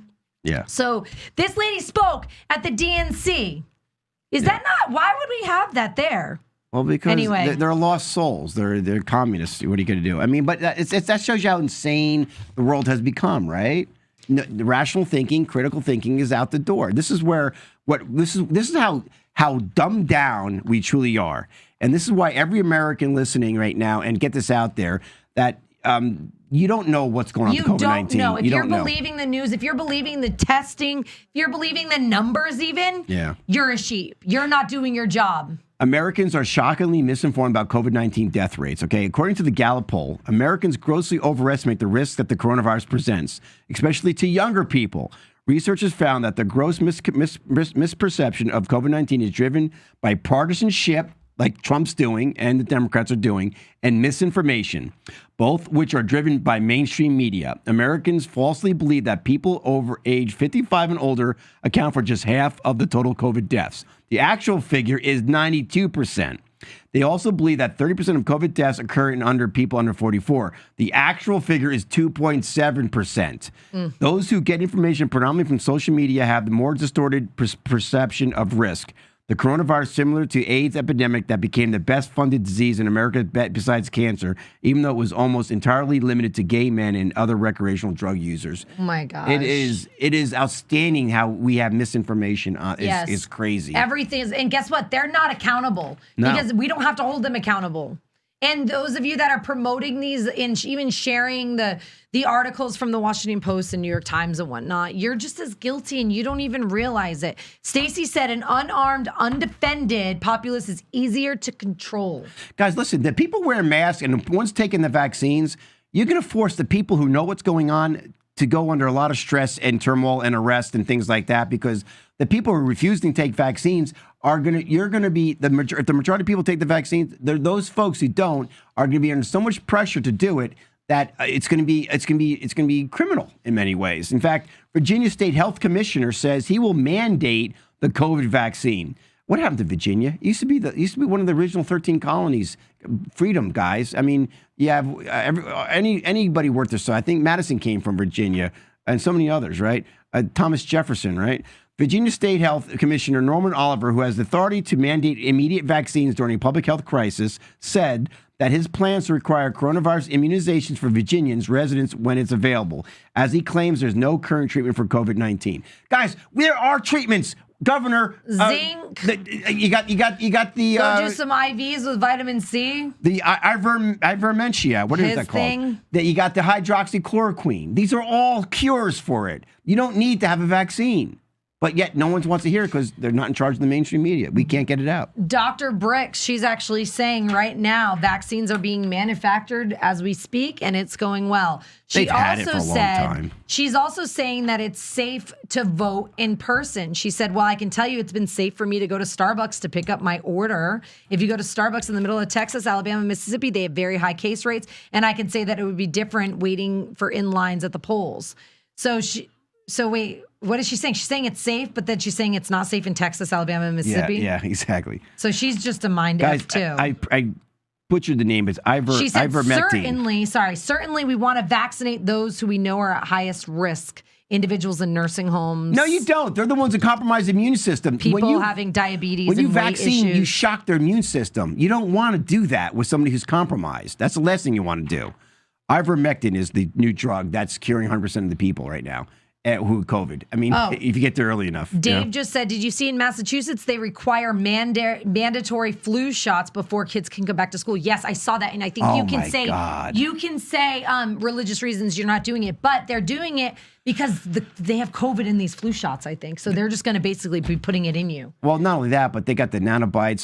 Guys. There's a video I'm going to do a show on. The flu shots aren't even effective. When you get the vaccine, you are going to be altering your DNA and your RNA.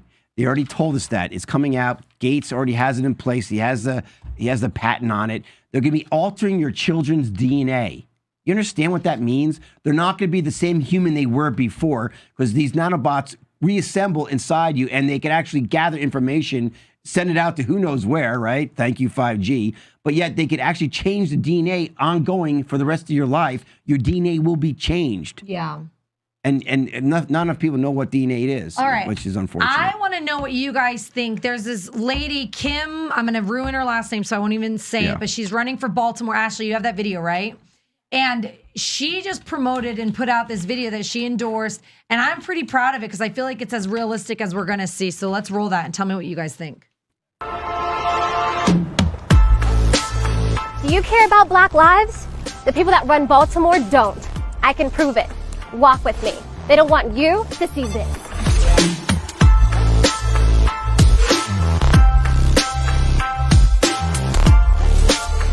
I'm Kim Klasick. This is Baltimore, the real Baltimore. This is the reality for Black people every single day. Crumbling infrastructure, abandoned homes, poverty, and crime. Baltimore has been run by the Democrat Party for 53 years. What is the result of their decades of leadership? Baltimore is one of the top 5 most dangerous cities in America. The murder rate in Baltimore is 10 times the U.S. She called it like it is. She's like, okay, this is where you guys keep putting your money and voting, but yet they're not doing anything for us because the Democratic Party, the far left, they want you to depend on the government. They want to take away your choices. Well, look at the reality of the situation there. Here's Baltimore is the worst crime-ridden place, right? And yet it's been under this control of these communists, thinking that communism, your best example of your future behavior is your past behavior. And if Baltimore was a disaster under the Democrats or under the communistic way, why would it be any different in the future? They already had control of it. They don't care about their own people who are in these places where they're destroying their own lands and their own places where they live. They don't care. They're using people as tools. Right. And this is so. It's like, go look at L.A. Have you seen L.A. and the Pelosi's district?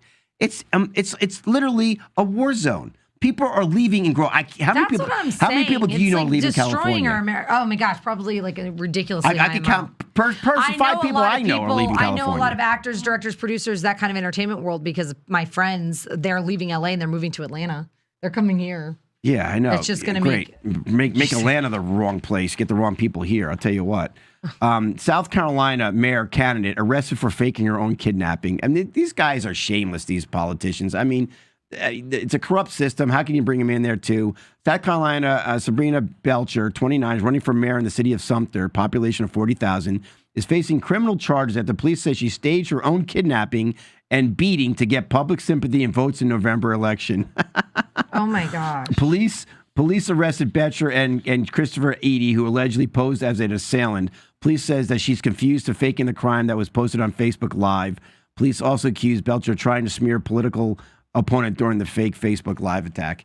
So she was getting attacked. She's like, oh, by the way, my politician, my opponent is a bad guy. As she's getting beat up. Oh my God. I just read the most disturbing news ever. What? I don't even want to say it. I want to hear it. Communist China, they're killing babies. Oh, yeah. Not only babies that are late term, but even it says this, in some cases, medical staff will even kill babies after they've been born. Adding the doctors would kill them and dispose of the body. They wouldn't give the baby to the parents. They kill the babies when they were born. Yeah. What? Yeah. China. This is what we're being modeled after, guys. China is the new model for America. You haven't realized that yet. That's so disgusting. That's what the WHO wants. Yeah. The WHO is in cahoots with China. Yes, That's why you got to applaud Trump. You got to applaud Trump for pulling that out and calling them out. He's not. He's calling them out. He's saying Shannon, who talks cheap? Who cares? WHO still calling the shots, right? No. Yes, they are. CDC listens to funding them. CDC still listens to WHO, right? Our local health department still listens to CDC. WHO is still in charge. It doesn't matter if Trump pulls out. It's fodder, guys. It's just smoke and mirrors. It's just words Trump says. Nothing changes. We doubling down. We're going forward with the vaccine. Nothing's going to change if the vaccine comes out. We don't need a vaccine. Never did. I think that Trump is playing the long game here. No, he's not playing the long game. He's trying to be smart because he's confused people like you. Well, he'll get killed probably if he goes against it too much. He's not going to get killed. He's part of the cabal. He's part of the deep state. I don't know if I agree with that. Of course he is, and they're all playing us all. Tia said that's old news, Shannon. They've been doing that for decades. That's really freaking sad. That is old news. She also said Hollywood can stay the F out of Atlanta. Stacey said, I saw a post from a black man who said he had never been called a racist name until he said he supported Trump. That's another thing. Have you noticed if you support Trump, you're being called a racist and a bigot? And it's divide. It's so crazy how many names I've been called. It's divide. It's divide and conquer. A California business owner to county leaders, our families are starving due to COVID lockdown orders. And more than 80 residents and business owners last week held a rally outside of the Board of Supervisors in Shasta County, California. And Carlos told the county leaders his families are starving and restrictions on business are causing good law-abiding citizens to become revolutionaries who will go to war against this if they continue. He had 6 veterans in the area committed suicide after losing their jobs. You know what? That's what they want. They want revolutionaries. You know, that's but people are still too scared to step up. You know? No, I don't think a lot of people are scared to step up. I think more and more are, and you guys are doing a really great job. We got to stick with this together. But where's my paper? We have Rick Limpert. He's coming in, so we're going to get his opinion on what's going on with the sports and kneeling during the National Anthem. If you guys have any questions, go ahead and write them in the comments. What's the future of sports, guys? Yeah. I know. Everything will be fine once you get the vaccine. Sports are back. We're back. The time to defy the modern agenda is now. UI Media Network presents Frequency Wars, an explosive new series that examines contentious subject matter pursuing us beyond our 5 senses. This weekly series discovers the intricacies of imposing issues that challenge our daily existence and question humanity. Provocative and intriguing, we confront the issues and conflicts affecting us on a global scale. Manipulation, manpower, or others simply controlling your mentality. The commentary and guests will shift our paradigm and defy the status quo. In 1979, the so-called father of Israeli intelligence, a guy called Issa Harel, told an American journalist that there was going to be an Islamic attack on New York's biggest building. Bill Gates, he is publicly saying we should consider microchipping all of humanity so we can track their vaccination status. What you see in movies like The Avengers, that's actually true. What will you believe? Frequency Wars challenges perception to take back your sovereignty. The power and purpose are greater than any of us, but we will test it all. Frequency Wars, the next revolution.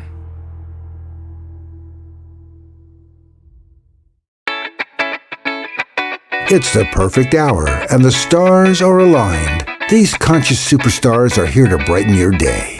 Listen to their stories as they connect, motivate, and build you from the bottom up. It's inspiration time with our awakened stars.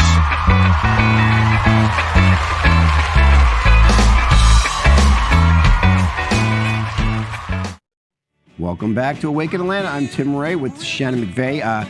We're going to bring our guest here in a second, but I wanted a little comment. Tia says, ugh, Tim, enough with the negativity. Tia, anytime I say something about your boy Trump, you get, I don't want to hear about it, right? No, time out. Chastity just said Trump is calling out Big Pharma. What other president does that? Guys, you could call it what you want, but nothing changes, okay? And Tia, listen, one day you're going to wake up, Tia, I'm telling you right now, and you're going to realize you've been played like a sucker. Tia just said Trump is the only hope we have. If Biden is elected, national mask mandates and total economic shutdown. And there'll be a revolution, and that's what you need. You need to have civil disobedience at that point. There's not going to be because we have the silent majority. Trump's going to win by a landslide. Come on, give me a break. And then do you really think that? Yes. I think it's so corrupt, and it's so. I think Biden might win. Trump's going to win by a landslide, and then Trump's going to go all fascist on us. People are going crazy with Trump. Oh, I hope you're wrong about that. I hope I'm wrong too, because that's not a very positive and a well accepted reality. But I believe that's going to happen. All right. Well, we're all along this journey together, guys. We got this. Let's bring in Rick Limpert, writer and broadcaster, who's going to teach us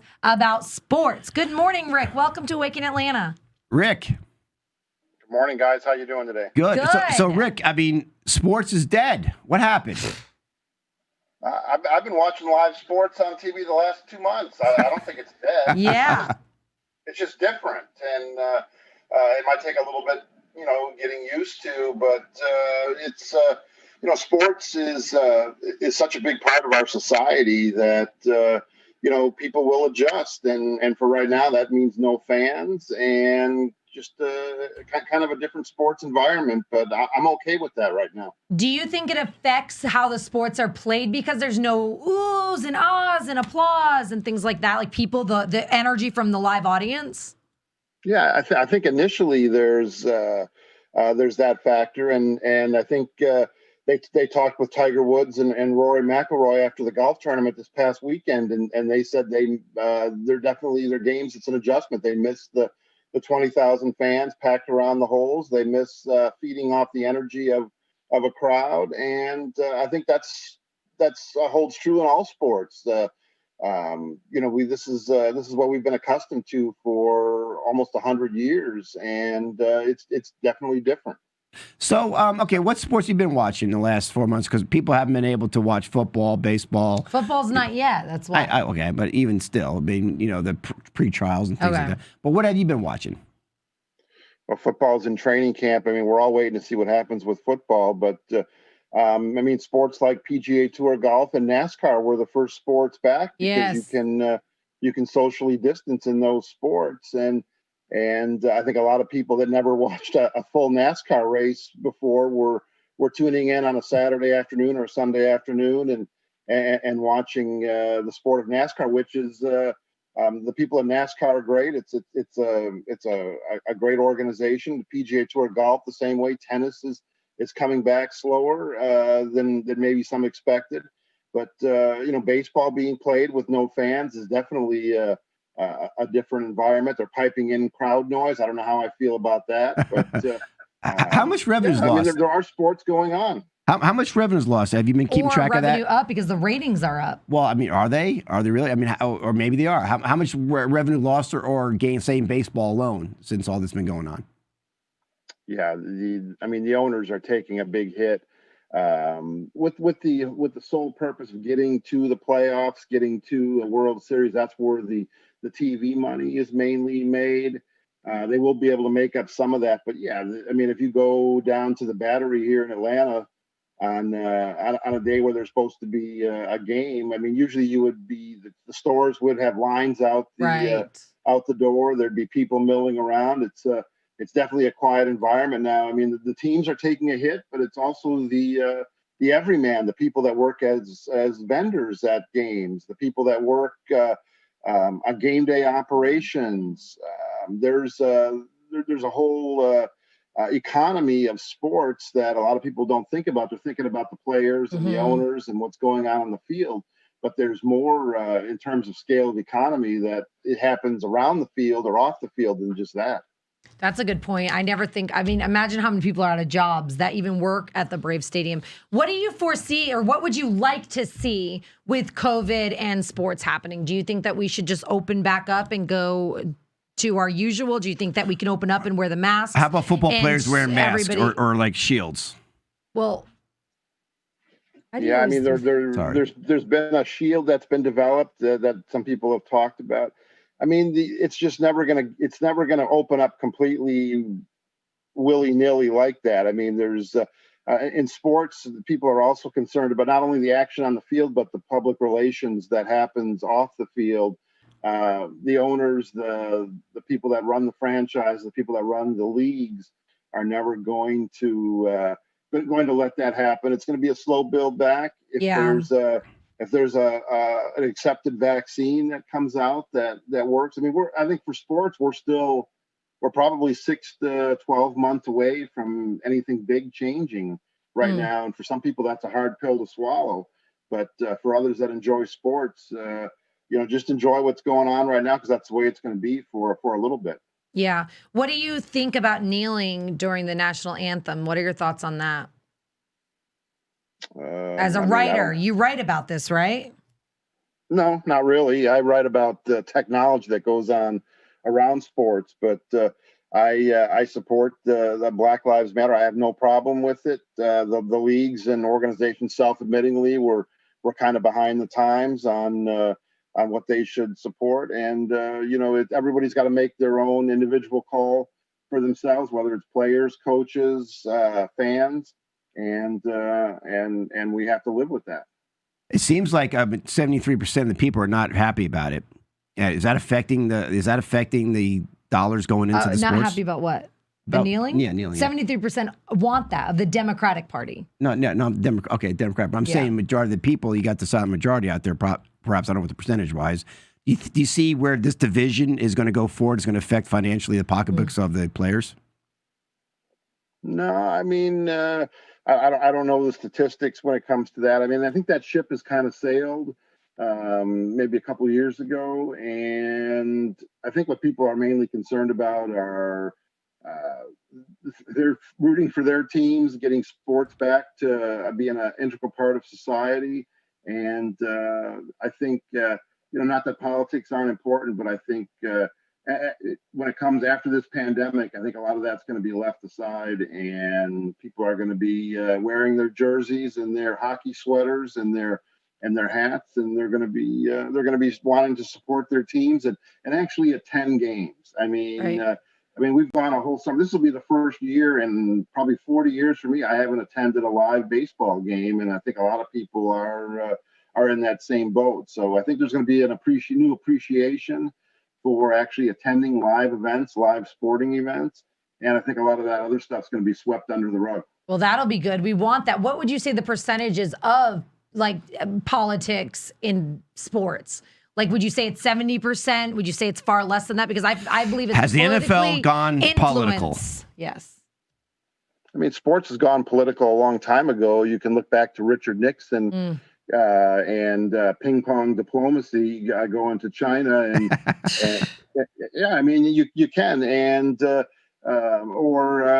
athletes at the Olympics taking a stand for things. So that's always going to be a part of sports, and just like this country, sports will persevere, and things change, and leagues adopt new policies and rules, and the fans. It all comes down to the supporting their favorite teams and their favorite players, and fans will adjust. That's how we are. So, I mean, apparently you've been going with the flow with the punches here, but have you gotten angry, upset that how sports is just kind of falling off the cliff for the most part? I mean, of course, you can watch NASCAR and you can watch tennis and different things, but I mean, the way sports used to be 4 months ago is not the way it is right now, and apparently you're understanding that it's going to be like that for a while now. But have there been a level of anger at all in you? Have you been upset over this?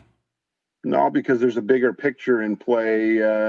If you've had anyone that's gotten sick because of the disease, or that's been in a hospital, which it has, to someone close to me, and you realize what's important. So, and sports, okay, so let me ask you a question. Take a pause. All right, let me ask you a question, Rick. So I hear you on that, and that's the talking points for many people who believe that. But it's not a talking point; it's reality for a lot of people. Well, reality is the death rate's less than the seasonal flu. It's 0.026. Now, with that being a fact, which it is, WHO just came out, CDC just said that too. They put it out there. It's a 0.026 death rate. For this to be a pandemic, what's the death rate need to be? I'm not a medical most people expert, don't know that, Rick. Most people don't know that. And number two, previously years of having the seasonal flu, which is a much higher death rate, why didn't they shut down sports then at that point? All the SARS, H1N1, all of them. Why didn't we? Their higher death rate. Why didn't they shut it down?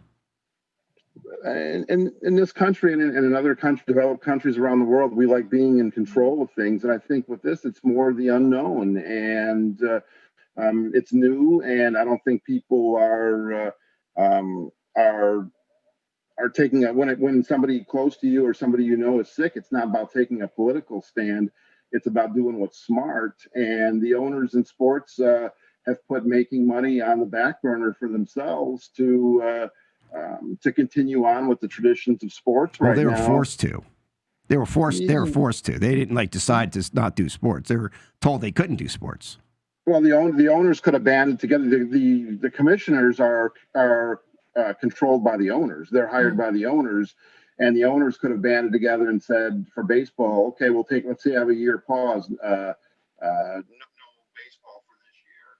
But they thought they would try and see if we can get a short season in, we can get a postseason in, and sure, it's all about money for them, but it's also about engagement with fans and maybe trying some new technological advances that go along with sports on a yearly basis, and let's see what shakes out in the end. There's going to be changes as we come out of this, and I can't predict what they're all going to be. Nobody can, because it changes. Literally, it changes on a daily basis. A lot of what's going on. So we have sports right now, and I think the majority of people are okay with that the way it is. No, listen, I hear what you're saying, and I understand your perspective on it. But this is what concerns me. This is what do you not see the contradiction, or is it just me here?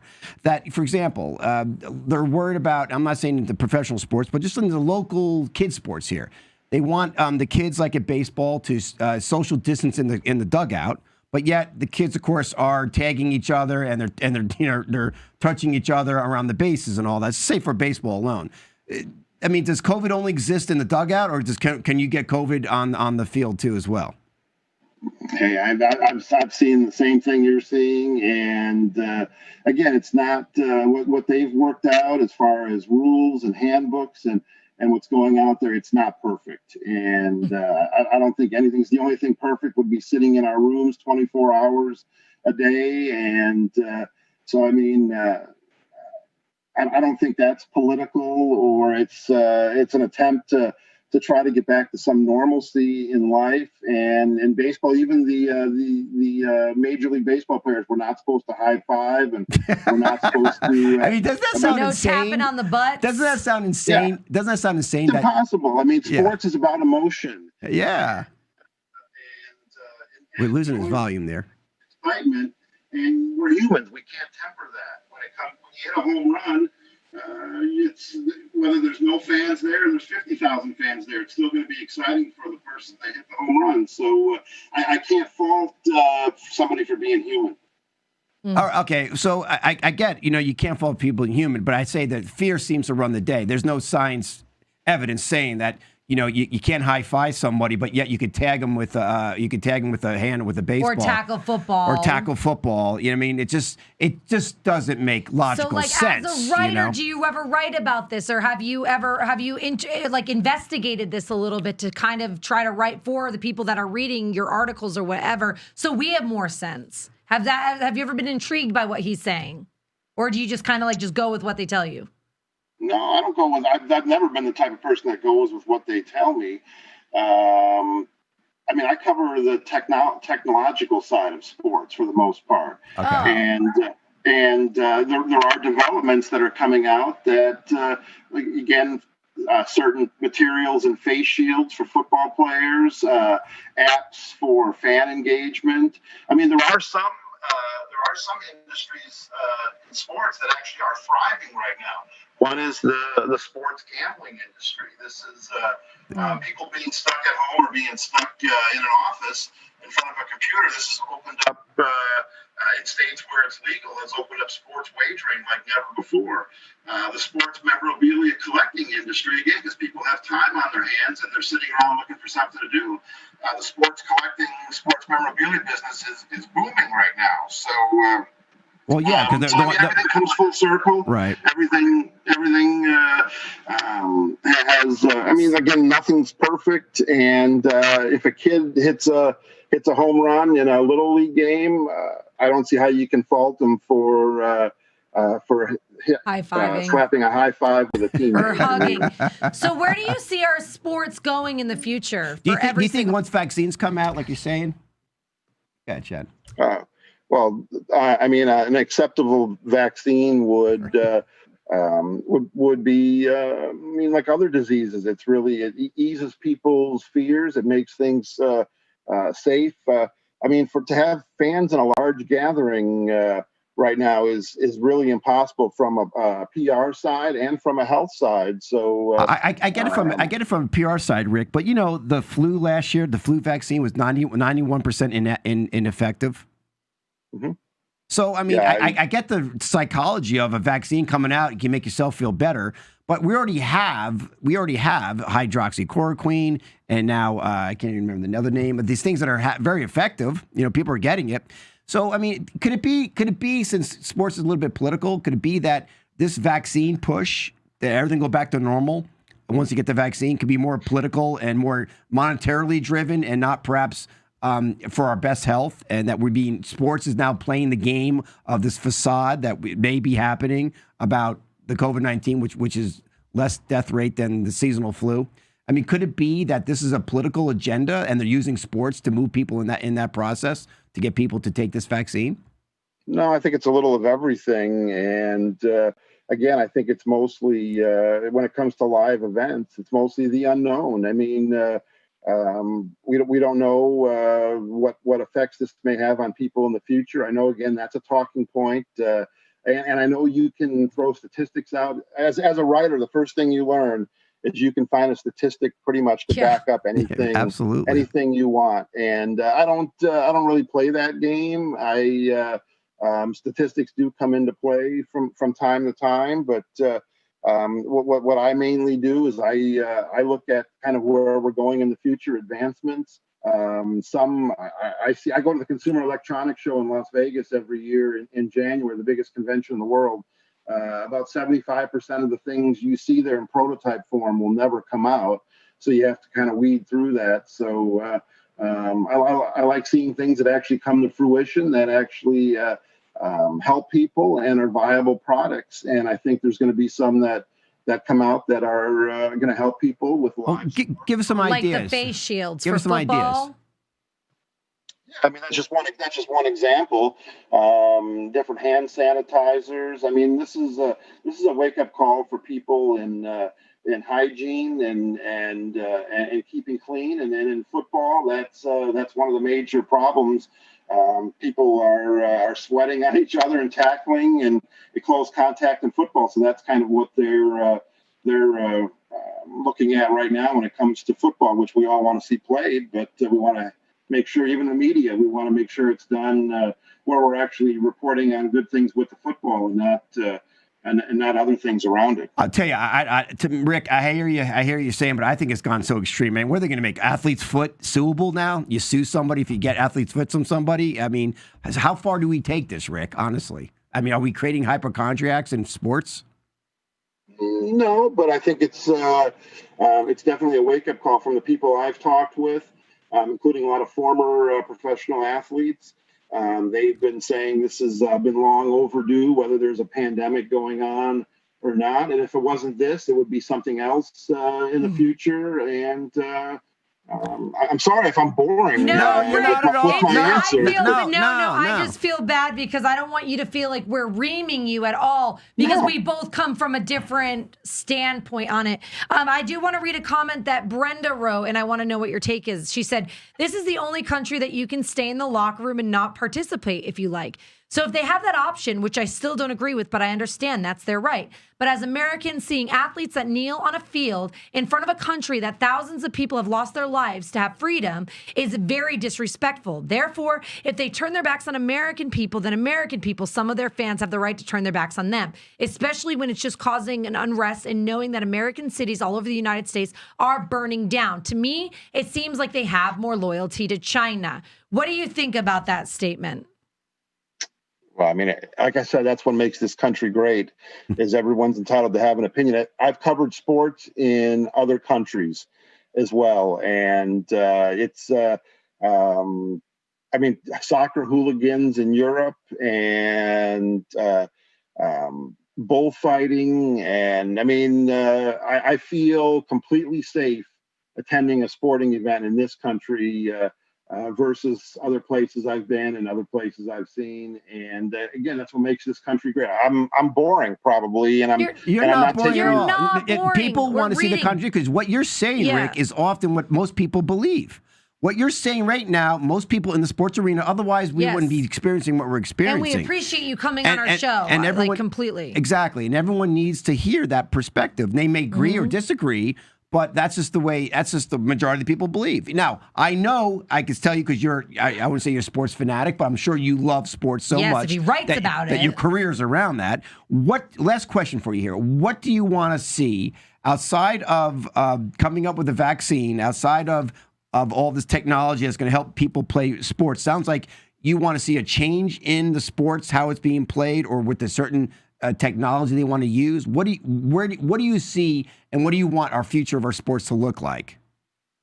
Well, I'm all for technology changes that enhance the sports, enhance fan engagement. I mean, that's really what sports are all about. Fan is short for fanatic. Yes. So, I mean, that's really the backbone of sports, are fans coming out or tuning in to watch their sports. Anything that can enhance that, I'm all for.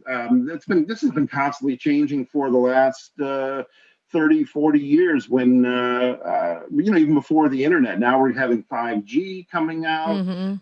It's going to help with augmented reality and virtual reality in sports, esports.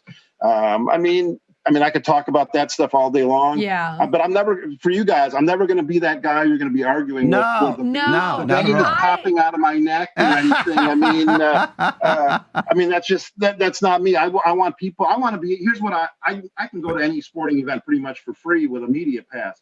But I want to be able to walk up to a ticket stand in the next 12 months and be able to buy a ticket and go to a live sporting event. That would make me very happy. Yes. That would make me very satisfied. I know that one, I know we're on the right track, and I think you're going to find fans banding together. It's going to be a great occasion when we can put 40,000 fans in a stadium safely and watch a sporting event. And I don't think people are going to be worried about national anthems. And at that point, it's just going to be enjoyment of of things we can do and a new appreciation that we maybe had lost for a year or a year and a half. Yes. Well, Rick, thank fair you enough. so much for coming on our show. And thank you for having an opposite of opinions of what we say and what we think, because that's what we created Awaken Atlanta for. And I repeat it all the time, but it's because we want the different opinions and a platform to say what you think, because there's a lot of people that think like you. There's a lot of people that think like us. So I apologize on behalf of Tim What are and you I, apologizing for? because I feel like I don't want you to, I feel like I'm not Did he apologizing. bully you? Yeah. I got nervous. But because, Rick, how can people reach you? Yeah, I mean, I write for various publications, but I have a sports tech website. It's called wirelesswednesday.live. Rick Roswell on Twitter. I don't think we have a different of opinions. I think maybe we just look at things differently, but I think we all want to end up in the same place. We all want I don't have a problem with absolutely. that. We all want sports. Absolutely. Thank you so much, there's Rick. nothing wrong with attending a nice baseball game on a Sunday afternoon. So. Yes. Hot dogs and pretzels. And Come on, beer. and beer. I want to sit in your guys' suite at Truist Park. Yeah, there you go. Yeah, where's our suite? UI Media. All right. Thank you. Hey, those who are still thanks, with Rick. us, stay with us, because we're going to go to our recap. We're going to talk about what we learned today. Yes. Be right back.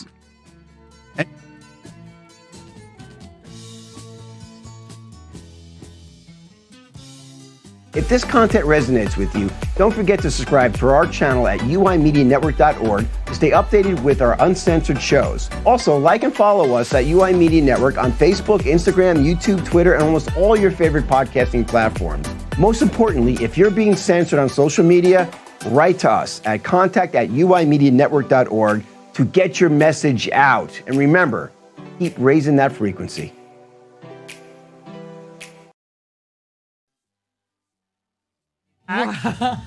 You felt, Shannon was saying that you felt bad for him, I felt bad for him. Why? Like, well, You feel bad for anybody. He's a grown man standing his point and saying what he believes. when he brought up 5G, I thought Tim was going to have a heart attack. I looked at Tim like, no, don't take the bait. Listen. He goes, 5G is a good thing. I'm like, well, no. Listen, not everybody is aware of some things that are going on. Most people aren't. Most people believe what Rick does. Yeah. They believe 5G is great. They believe vaccine's the solution. They believe, hey, we got to use hand sanitizer. They believe all this. Majority of the people are on Rick's side. I'm having a freaking heart attack. Why? Because I care about what people. I care about my empathy. I felt his sadness through the computer screen. He was speaking his truth. I thought he did a great job. He did a great job, but okay. So So I need what to are not some care. comments? Read All some right, comments. Tia said bread and circuses.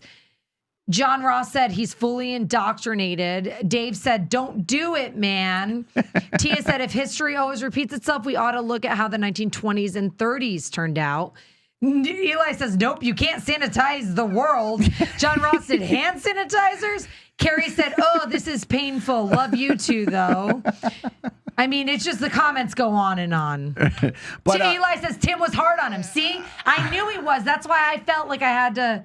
I don't need to rescue people. Okay. Well, Eli, I might have proceeded being hard on him or whatever the case, but I was challenging. He's like, that's not my. He's a writer for the technical side of I sports. understand that, but we want to hear people's opinion. Well, why couldn't he? Why couldn't he understand? Well, what's because going on? how many people have we had on our show say, I don't talk about that. That's not my realm.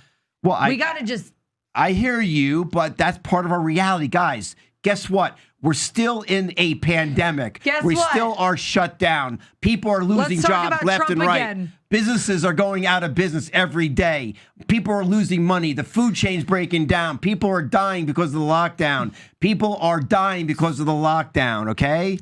More so than the seasonal flu. Yeah. So, guys, this is a Suicide. reality we got to deal with, People all right? that work their whole life to open up their business of their dreams that are now shut down, never to reopen again because they just can't float it. Come on. Sports are destroyed for the most part. We could put a happy smile if we face weren't on sports, NASCAR. They were making way too much money anyway. It doesn't matter. But point is, guys, it's all going to go back to the way it was once you get the vaccine. And once you take this vaccine, game over for you.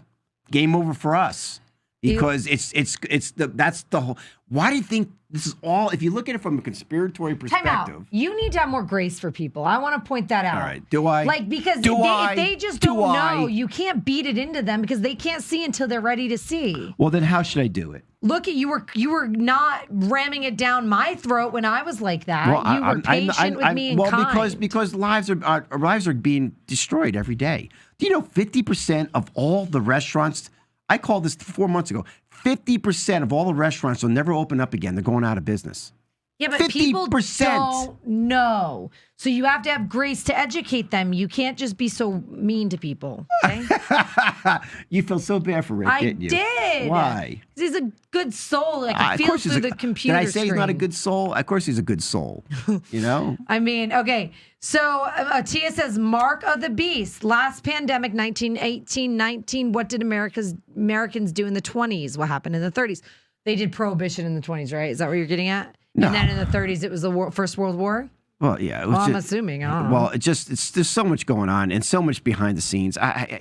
If I had my way, I would eliminate every governor, Republican and Democrat governor and city council mayor, and I replace them with citizens who truly want America to follow the Constitution of the United States. That's what I would do. Not just say it, but in their actions, because talk's cheap, guys, as you notice. Everything that Fauci or Gates or Trump saying, it sounds just great. It sounds, this is fantastic. It's wonderful. We're going to save the world. We're going to do it. But it means nothing. I am because so no actions. offended with what Tia just wrote. What? We had more time when Tim was waking you up, Shannon. What, Tim gets credit for waking me up? No, he educated me to open my eyes, but I vet everything out myself. She has. She's a researcher. Shannon's a researcher. I do not go along with what this guy says. I promise you that. I research everything myself. Jared says, both of you have microphones, so you don't have to yell. LOL. Carrie says, we're in a pandemic, straight up. Right. We're going to have a show on the pandemic. Yes, we are, because this has been planned out, and it's not a pandemic. And there's no death rate to justify a pandemic, guys. Come on. Eli said he was a sweet man. I don't think he had the capacity to deal with that much truth. She said Tim was hard on him. Oh, come on. Well, certain things, okay. When does ignorance become dangerous? Isn't it always kind of dangerous? Of course it is. It's bliss, I'll tell you that much. Yeah. I was happier when I was ignorant. The red pill, blue pill. Do you want to go back to the blue pill, Shannon? No, I can't. Yeah. That's the one thing about waking up. Once you do it, there's no turning back. You cannot unsee things, and you keep going down, down, down, down. Tia says, good, wrong choice of words. Thank you. Hey, guys, guess what our show's on Thursday? What? Ashley, this is where you insert. You seem so excited. Alternate dimensions. I'm so excited about that. Wow. We're going to get sci-fi. Yes, getting sci-fi. Let's get weird together. Hey, this is right up Frequency Wars Things alley. are weird, but we can get weirder. I know. So what's your favorite part today? I thought Rick was my favorite part. Me too, but I just want to hug him. He's such a my good man. favorite part was when we really got into. I like firing you up about Trump. I like when you get all You fired thought up I was about going to Trump. go off on the 5G, didn't you? Oh my God, I can't believe you didn't. When he was like, it's really good because 5G is coming. He just doesn't know. I didn't know. I know. My son actually, in school, they did a debate. And guess what the teachers taught the kids at my kids' high school? What? That 5G is scientifically not bad. It's proven to not be bad. So my son, who's 17, is like, Mom, it's not bad. You need to educate yourself. I'm like, son, you're being indoctrinated right now. Back in the day, when you're allowed to, I would have marched down to the teacher and I would have sat her down. I say, listen, I only educate you on 5G. Are you kidding? Okay? The doors are all locked. You can't get in schools now. Don't you think that this is planned? You can't get into schools. You can't get into hospitals. They're leaving these public forums that were public at one point, now where it's such a Nazi control, you're handing over your kid, your loved one in the hospital, your kids in the schools, to be controlled by information that you have no idea. Like, for example, they just told you 5G is good. Right. So your kid comes out and says 5G is good. Right. Which could kill them, literally kill them. And I've noticed that there's a lot of Democratic teachers. I've noticed that. Yeah, no kidding, huh? Anyway, welcome to the party, Shannon. I know. We got to go, but we love you. Thursday, guys, Altered Dimensions. Come on. Make sure you wake up at 6:30 a.m. Do not be late for this Thursday. I'll be so disappointed if I don't see you, all of you that's writing right now on Thursday at 6:30 a.m. Let's give everybody a kiss goodbye. A little positive note here. Mwah.